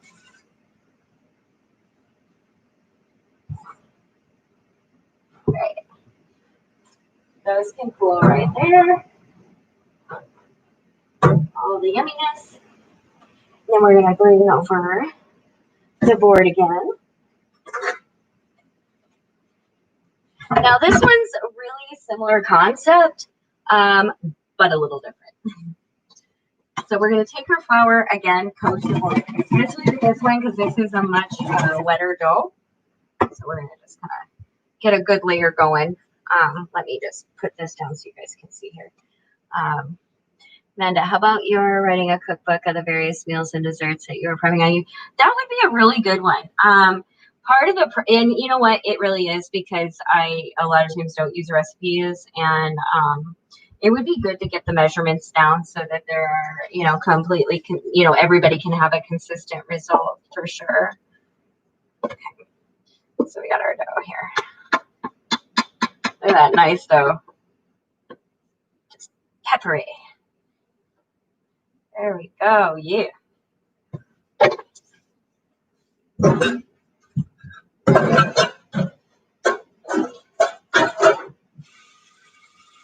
right. Oh yes, I bet you would. Right? Okay. I should do that. I should go through. I should go through the videos and figure out what recipes I did and do that. That would be awesome. Okay. So real gently, I'm just coating this in flour, not just real gently, real gently. I'm just going to kind of press it out.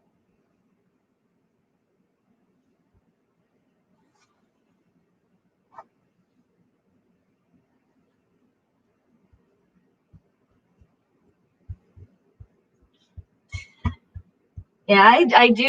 Thank you very much, Flowering Plum.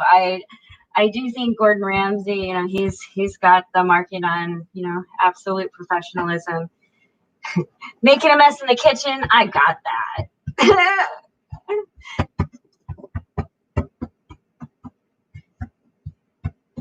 And I want to have fun with it. I want to enjoy it. I want to get my hands in and just love what I'm doing. Because for me, it is. It's probably why, you know, I haven't gone into the restaurant business, is because it's such an expression of love that I really don't want to corrupt it. Okay, so we got our dough laid out. I'm gonna let that rest for just a minute, rinse off my hands.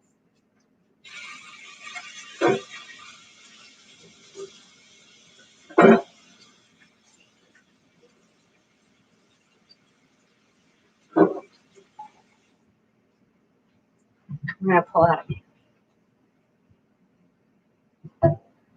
Now for this one, we're just gonna use a bread pan. We are going to oil this.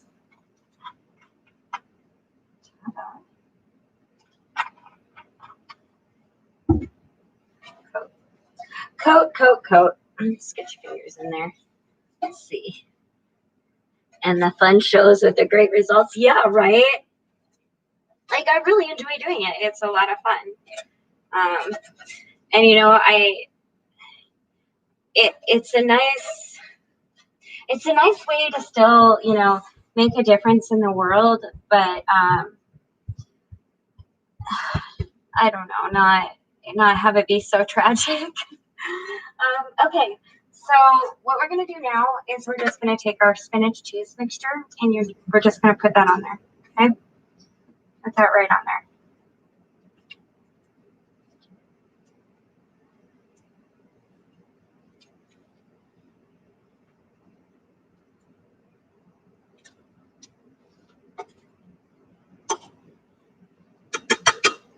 Okay.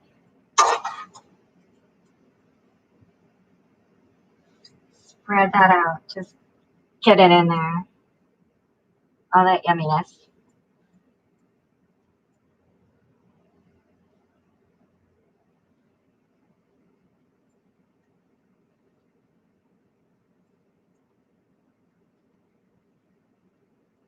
Now, we're going to take our salt and pepper. I'm just going to get that liberal. Got that salt on there.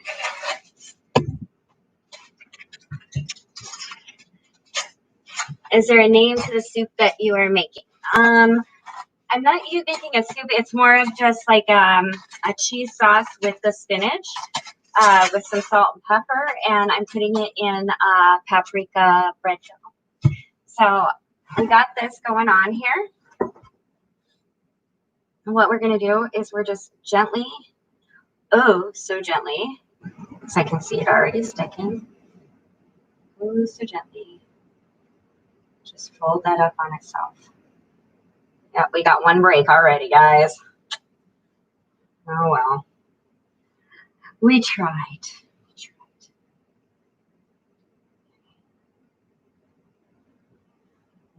And let's see if we can get it without doing that.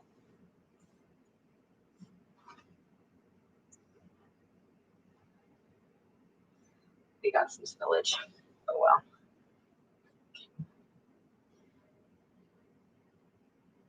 It all broke. It all broke. Of course it did. It just completely broke open.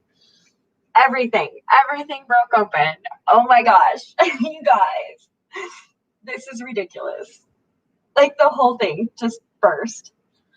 So what we're going to do, because I can salvage it, and I will show you how I can do that. Because I am not a professional chef, and I can wing it. Oh my. So now we have a bunch of bread dough that's all wet and spinachy. So what I'm going to do is I'm going to take this. I'm going to take little drops of it and the spinach, and we're just going to roll it up. We're going to make the balls with it. And we'll see if this works out, right?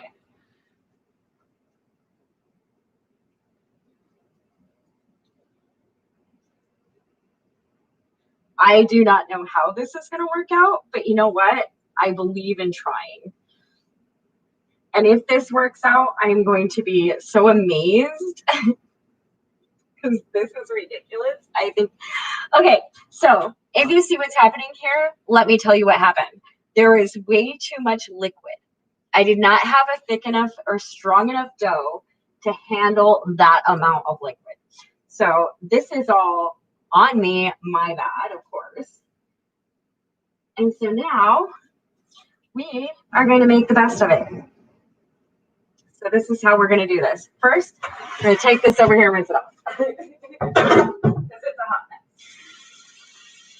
So rinse off our hands. And we're going to take what we have, which looks like that. See that? That paprika dough and with the spinach and the cheese. We're going to pop it in the oven. We're going to turn our oven up to 375. And we'll see if it turns out. Oh, bye, Stephanie. I hope to see you again. Thank you for joining us. Is this similar to a calzone? Mine is right. I think at this point it's very similar to a hope. I hope it turns out. It's still totally edible. Give me looking. Hello. You can make a nice bread out of this if you tweak the ingredients a little bit. I know, right? Like I said, a little wet, but so we'll get this cleaned up and we will just start moving right on to the next.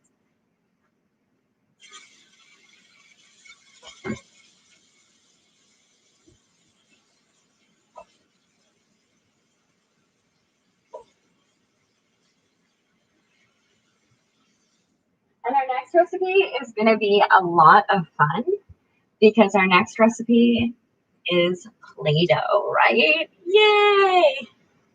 Still making it right? Exactly.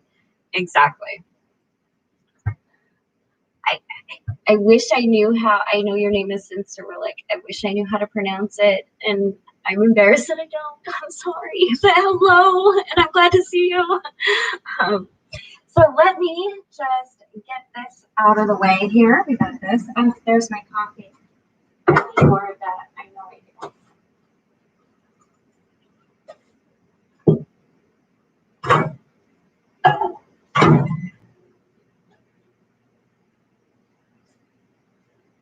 And just to let the viewers that have just come in know that this vlog is specifically dedicated to a fundraiser to bring my daughters over.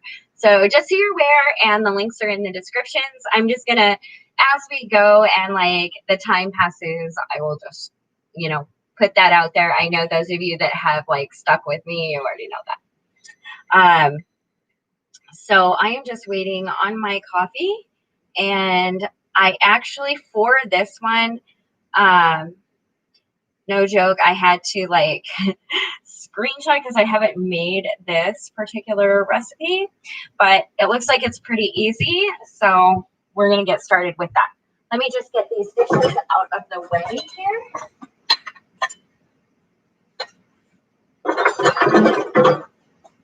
Yay!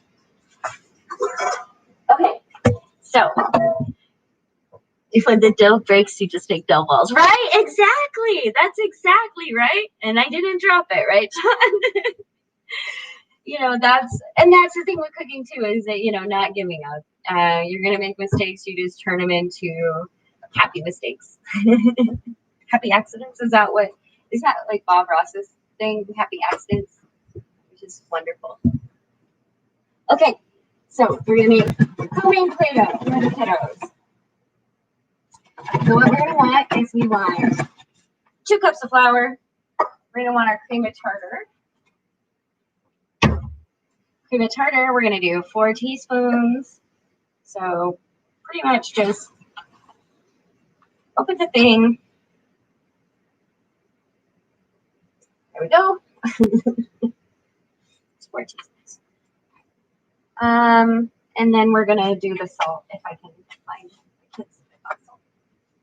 Okay, so now we gotta get the salt. I thought the kids said they bought a whole new thing of salt, but Is that Morton's right there? yes. That's probably what they're talking about. This one? This is mine. I think they bought Morton's. I know, that's what I was looking for. So, but we only need 3/4 of a cup, so that's good. We're just gonna roll with that. Okay, next we're gonna do 2 cups of lukewarm water. So I've got this little bowl here, and I'm gonna go grab some lukewarm water.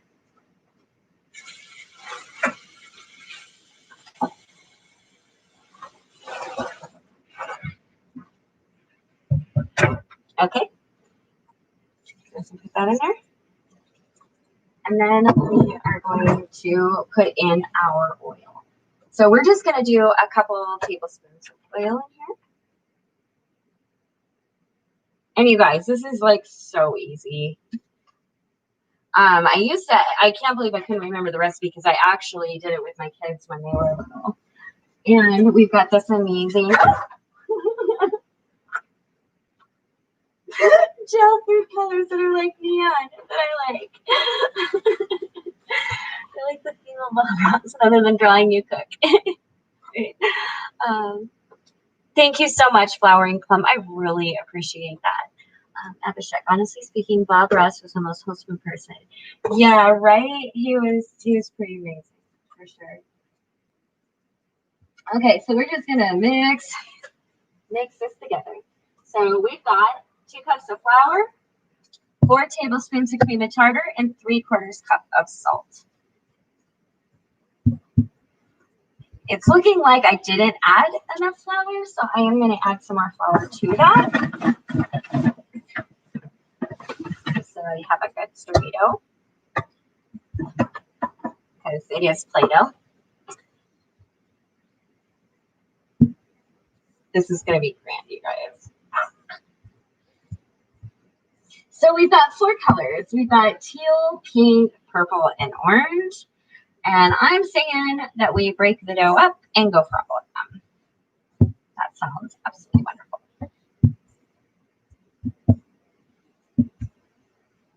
Oh, yeah, this is fun. Kids are going to have fun with this one. They're going to like it.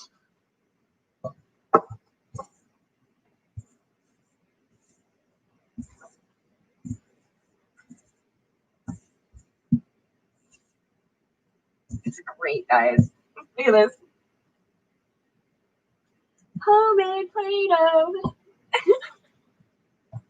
Isn't that great? And it's so easy. Oh my gosh, like super, super easy.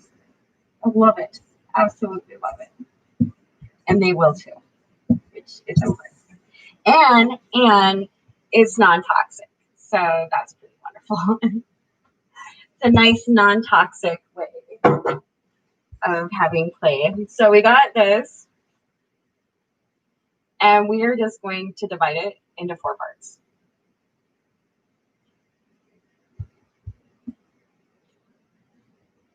Okay. So now we're going to do our orange, and we are just going to put a drop right in the middle of it. And try not to let it fall over there. See, drop right in the middle. And we're just going to kind of fold it in so that our hands don't get terribly, terribly stained. But if they do, just have fun with it, whatever. It'll come off, soap and water. It'll tell you when you need to wash your hands.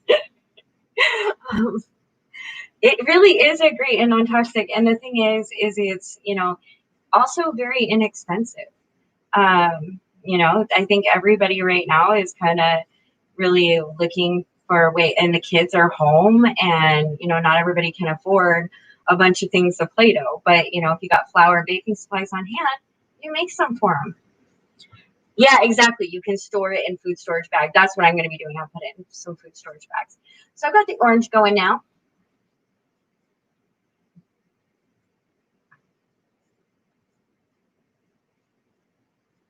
Okay, I'm having fun with the kids' Play-Doh. Like, ooh, what can we make? It's a little sticky, but also it will dry a little bit, so it's grand. It works grand. And as you fold it in, you'll see it's just like Play-Doh. And also, fun little thing for this as well, you can take it and so you take a little circle, right? You roll it out and you put their little hands in it, and you can bake it. And then it becomes, you can do like little Christmas ornaments, things like that. This is awesome for that. Can it be frozen? I don't know, actually. That I don't know. I imagine it could be. Dough balls can be frozen, so I'd imagine. We're going to do purple now.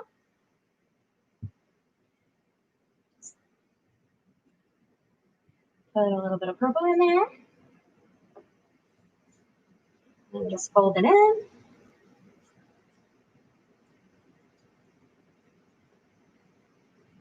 Fold it in, fold it in, fold it in. And we got some purple showing through. Throw Play-Doh all over the kitchen. Awesome. It will be a fun floor cleanup night. Ta-da.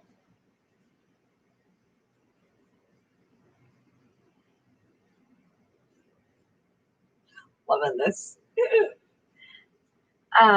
You should try a homemade Play-Doh using yogurt and cornstarch. Oh, that would be good. I'll have to look that up. Never even thought of that. Hi, Cynthia. Okay, got our purple going. We're going to run right quickly through the other two. We're going to do a teal. And we're going to do hot pink because hot pink. Yes, yes, and yes. More yes.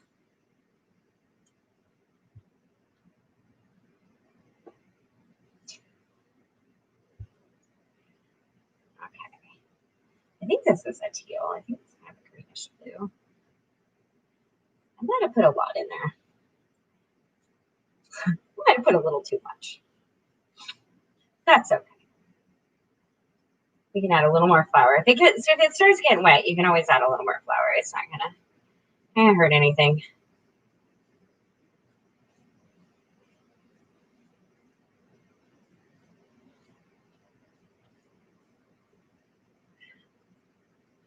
See if we can get it. Isn't it great? Do you have any helpful solutions to getting rid of skin paddocks? Tea tree oil, maybe. I really don't know much about it, but I would guess maybe tea tree oil.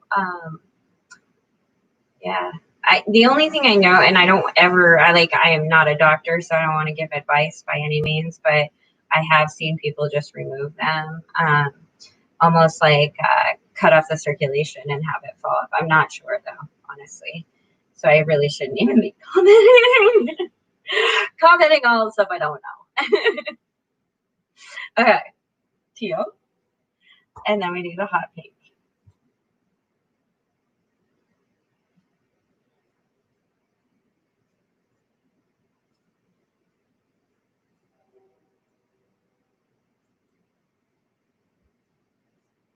Is it gonna come through? There it is. It's like, what's going on? Where's the pink? I know I put it in there. It wasn't coming through right away. You don't have any skin tags. You're still young. You're lucky. Yeah, exactly. Like actually the person I knew that had some that was having an issue was not old, or older. They were younger. But yeah, I would definitely like talk to, your primary care rheumatologist. I'm just not sure. I know that they have lots of like home remedy things and stuff like that, but I'd be real careful with that because you wouldn't want to do any damage to like the underlying tissue of your skin. Okay, now we got pink.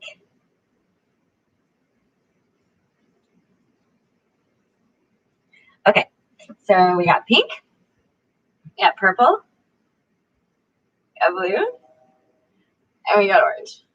The kids now have 4 colors of Play-Doh in minutes. Like, seriously. And they will absolutely love it and have an absolute blast with it. So I am going to get a container real quick so that we can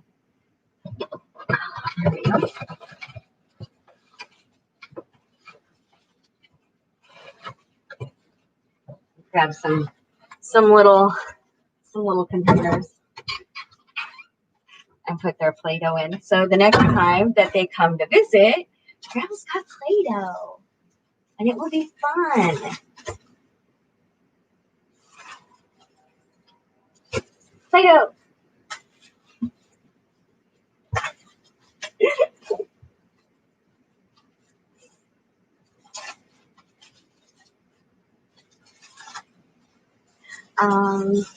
For the question,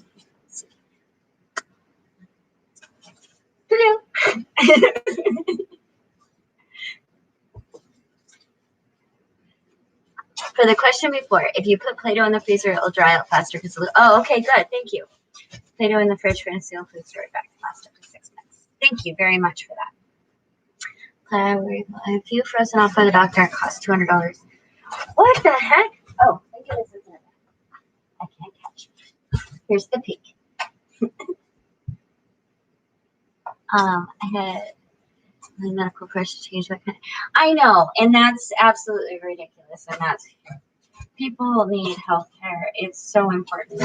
It's ridiculous that, and it's not even, it's just a whole medical establishment we need some people who, care about people.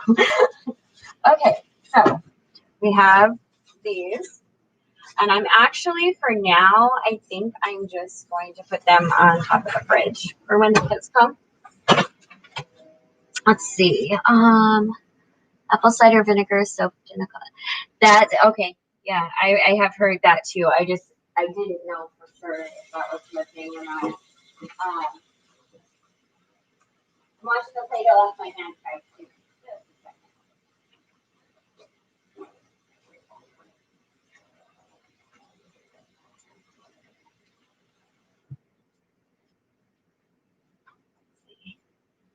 Thank you, Foodie Family. Plenty of vinegar.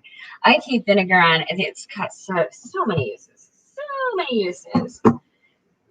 Okay, let's check on our spinach bread. Our mistake of not our. That was, oh my bad. Oh me. Okay. Oh wow. Haha. Might have been a great mistake. I won't lie. Look at this guy. Oh, it's not quite done, but you guys, it's gonna turn out awesome. One. Yeah. I always like it when there's a mistake and it turns out awesome. So that's coming up. I am going to start picking up just a little bit. We have more recipes coming your way. But for now, I need to have a drink of coffee, wipe up a second.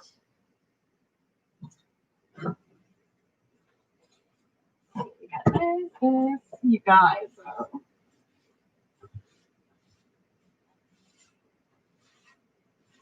So we are going to see how those apple rolls are. And you guys will definitely want to make some for sure. These are going to be amazing.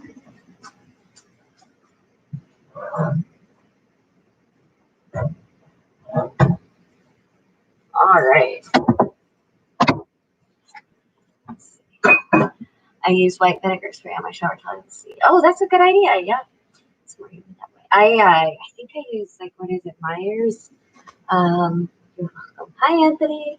Silvio. Thank you. Ah, it's wonderful. People from all over. It is so amazing. Thank you, guys.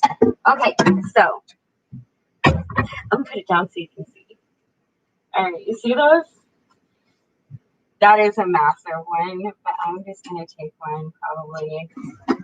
I'll take one that doesn't like, oh, I'll just take one.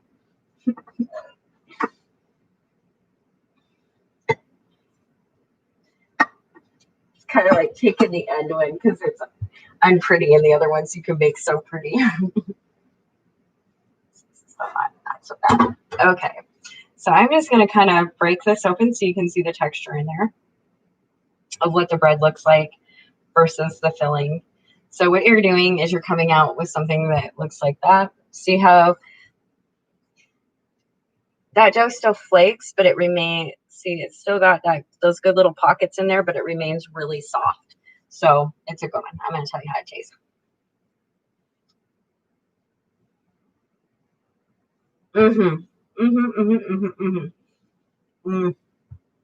So good. Thank you, Anthony. I appreciate that. These are very good. So if you were watching, I definitely recommend this recipe. Very yummy. I, however, I'm going to set it aside for a minute. It is so.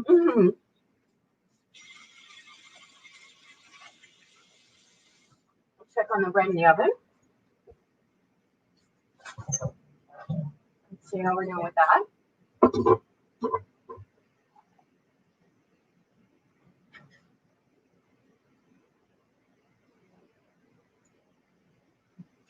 Oh, you guys.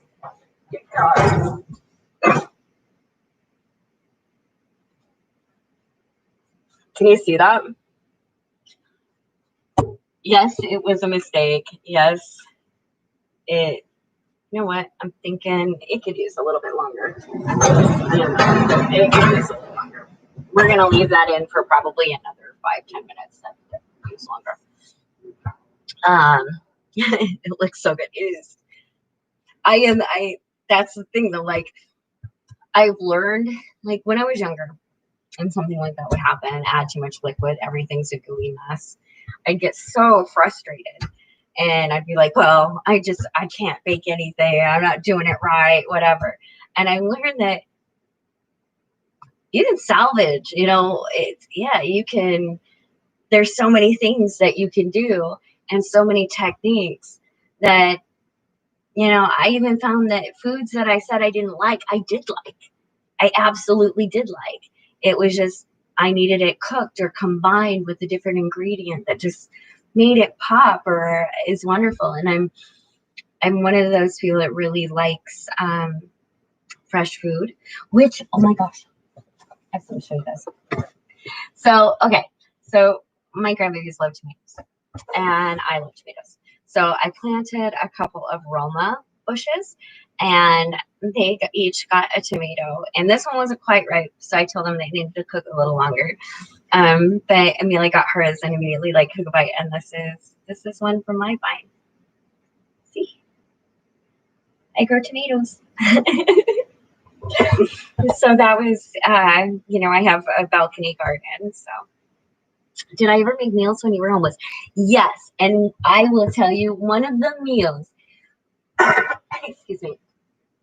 One of the meals that I was so proud of was the Thanksgiving before I got housed. And I think it was a church had donated, like our community group had donated a bunch of food and like stuff that like I couldn't even imagine, like stuff that you would, you know, you needed a kitchen for. And I was like, well, I've only got these things. That's it. So how can I make this work? I turned out pies, cranberry sauce, potatoes, stuffing, 2 perfectly cooked turkeys, all on a campfire. I have pictures of it, and I am just so proud of that. And yes, I would cook all the time for the kids. It was a big deal. That's one thing they all know is mom feeds people. I'm like, oh, you hungry? So I enjoyed the cooking. We really, I remember. So when I first got there, we didn't have really stuff for coffee, right? So what we do is there's this one organization, and they'd hand out like these really thin socks, right? Which are great. Don't get me wrong. We were thrilled, but a lot of times, like we'd have an extra pair. So what I do is I take that extra pair, and I would cut a length off, so where it was like this, and I'd put coffee grounds in there, and then we'd run the water through that into individual cups. We go clean salt, like it was clean, completely, never been used. Want to get that through to everybody.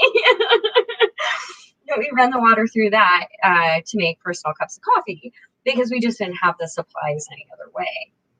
And so we did what we could do. And, you know, there were times that, you know, we'd have to go find a new grate for the fire, or, you know, we'd come upon something that, you know, would raise that grate up a little bit, or, you know, it was a constant, you know, finding resources and making do with what you had.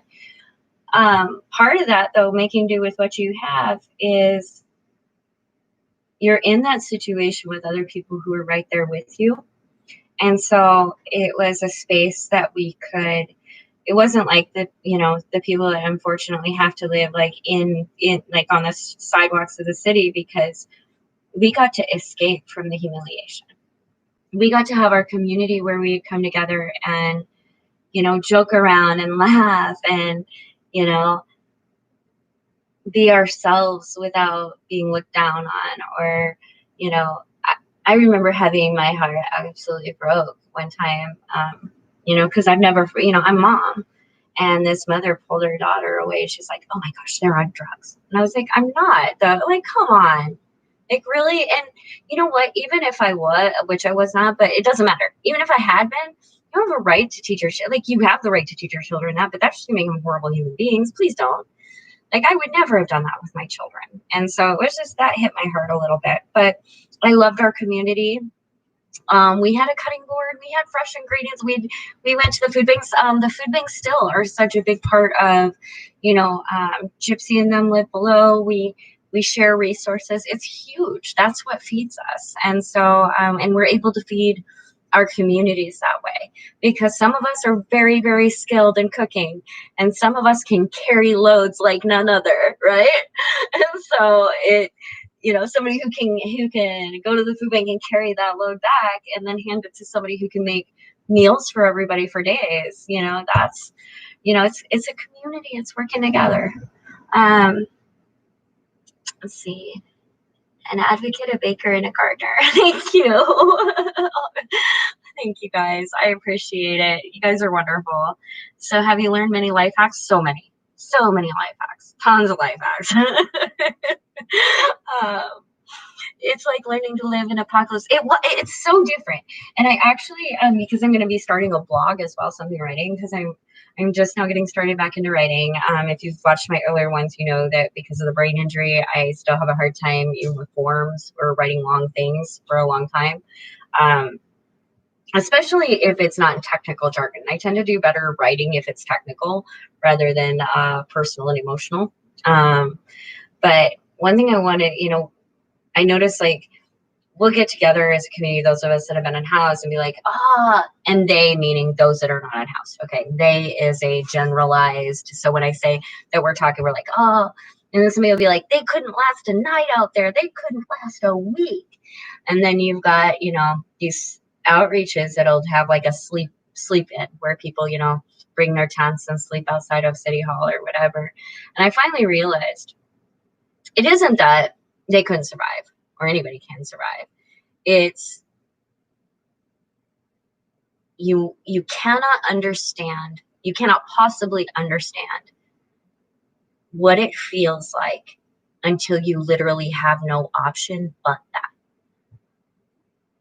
For example, the Invisible People interview it was a great interview. But at the end of the day, I still went back to my camp knowing that the people I had just gone out with and handed supplies out with had hotel rooms. But it's December, and I'm going back to my tent. That's fine. That's absolutely fine. That's my life. But that is a feeling. That is something that hits you hard when, the people that you're doing the work with, are going somewhere warm and safe, and that you're not there yet, and you are going back to that. And that's really difficult. It is. It's a difficult feeling. And I think that that's what people have a hard time understanding is a lot of times the feelings that are within that. Is there any part of homelessness that I miss? Yeah. Sometimes just the sense of community, and I still get that though. But sometimes the silliness, just the utter silliness and jokes and laughter and inside jokes and I think there were some good times. And I miss that. But not in a way that I would want to relive it by any means. I'm good on that. It definitely is kind of loose. What are some of the misconceptions you want people to know about the unhoused community? Ooh, that's a hard one because there's so many. Misconceptions.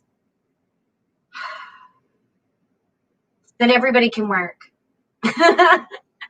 I see so many times that people make a visual assessment of somebody's health and be like, they could work. It's like, oh, you should talk to them for a minute. And I learned that actually, and it really hit home. It hit home so many times in experiences out there. So there's this guy I was interviewing. He's like 6'4", massive dude.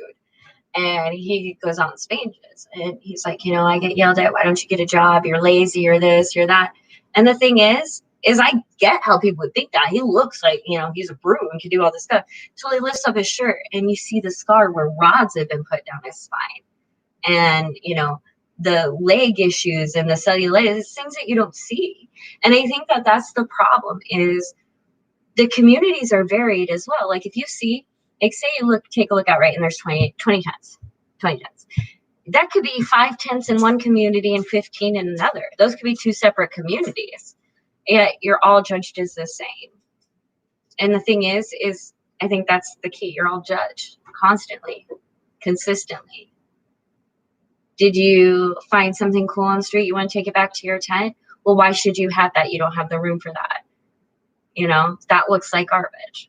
Of course it does. Because I'm living on the street. It all looks like garbage. But it's not. And it's things I use and things I want for my quality of life. And also, I think a huge misconception. Okay, this is now done. Take a look at that. Oh, yeah. That is going to be yummy. Okay, so we're going to let that cool a minute. So I think what I would say is the community is so varied, widely varied, even in terms of mental illness. Okay. You know, somebody with depression, then you got somebody like me with bipolar.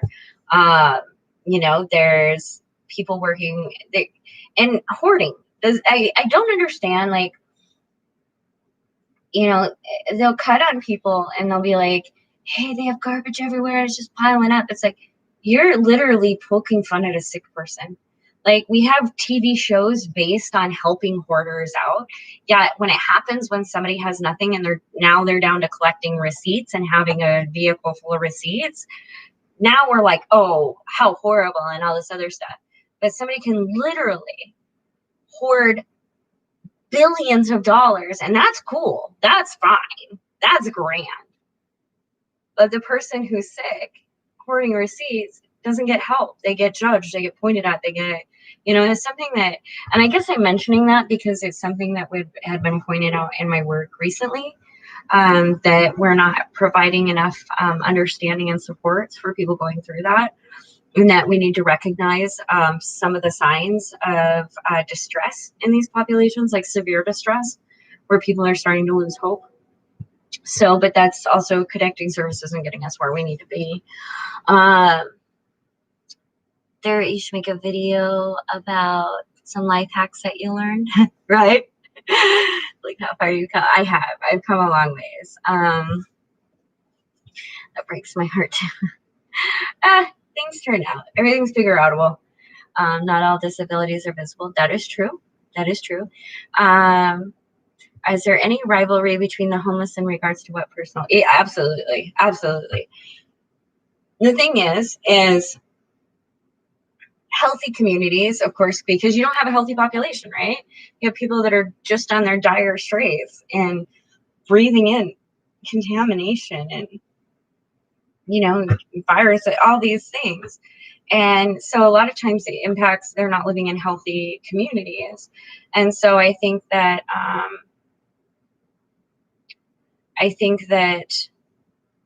when supplies dwindle, okay, oh my gosh, I just thought of a perfect analogy for this. Okay, toilet paper. When the pandemic hit, remember how everybody, like, okay, not everybody, but people ran out and just like hoarded all this toilet paper, right? Well, you know, even to the point of assaulting people at sometimes because they thought that supply was dwindling. They thought they were not going to have access to it anymore. And so I think that the more supplies dwindle, the more people fight over resources, and that can cause some problems. However, one thing I have noticed is that it seems rather strange, but I don't see the absolute like viciousness over resources that I see in maybe the housed. I would say that in the unhoused, yes, people are really, you know, like food and everything else. But I will tell you right now, if somebody's got a sandwich out there and they're unhoused and you say, I'm hungry, guaranteed they're going to give you some of it. They're not going to ask a question. They're not going to judge you. They're just going to give you some of it. Whereas we know how it is living in the house community. That's not always the case, you know. Not everybody works on communities like that. But I have found that as far as resources go, you know, that community has shared with me. It doesn't matter. Like, I get little jewelry knickknacks, or, you know, we'd find stones that were pretty and hand them to each other. You know, there was just kindnesses all over. And, you know, we learned to do that. And that was really important. Not all disabilities are visible. That is the truth. And that's the funny thing, because I get told all the time, you look fine. I'm like, yeah, I know I do. But when people don't see braces on my ankles sometimes, they're like, there's a whole bunch of stuff. And it's like, you know, it gets hard because it's almost like sometimes being disabled, you have to justify or explain it or any of those things. And so that's a difficult one. Is, yeah, not all disabilities are visible. Is there any, yeah, okay, I already answered that one. Sorry, I'm kind of like, I'm trying to go in line here, but I know a dollop of sour cream on that would be so good. Oh, it would though. That would be very good. Definitely. Okay. So guys, I was going to make some more stuff, but I will be honest, I am getting really, really tired. But I will be back. I'm probably going to do another fundraiser here in a few days. Sounds like Van House, No House. Oh, yes, exactly. It's crazy. It really is. The kindness that, I think a lot of people focus on, some of the things that happen that are not so cool.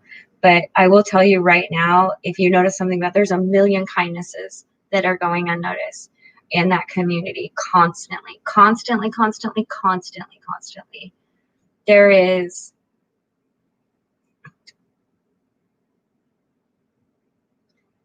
is a humbleness and a grace in people who know for a fact what it's like to not have. And actually, I would say I miss that, but I also have access to that now because our community is still a part of my life. And I'm very lucky for that. Sounds like, will you be doing another live stream? Yeah. I always do. I kind of, not always, but I would say the majority of mine are all live stream because I like the interaction. I really enjoy it. And I thought, because I was thinking of like, what would be the best fundraiser to do? And honestly, I thought, I've got all this food I got to prep anyway, because I have 3 grandbabies and 2 parents and, soon to be daughters. And I've got Gypsy and Athena, we got people to feed. So I thought, what would be better than just sharing some of the stuff that, I'm going to give the people I love and share that with you. And hopefully you can make it for the people you love too. And you can see how wonderful it is. Right? Have a good evening. You too, Flowering Club. I just hear you chat away. I am very chatty. I will talk and talk and talk. Baking Q&A, great idea. It was. I had fun, guys. I enjoy you so much. And for those of you, I haven't checked my phone yet, but for those of you that have donated, seriously, it means the world, and it's going to help so much. And having my family is just a dream. It really is. My kind of girl. Thank you, guys. All right, I will talk to you all later. You guys have a wonderful, wonderful evening. Bye.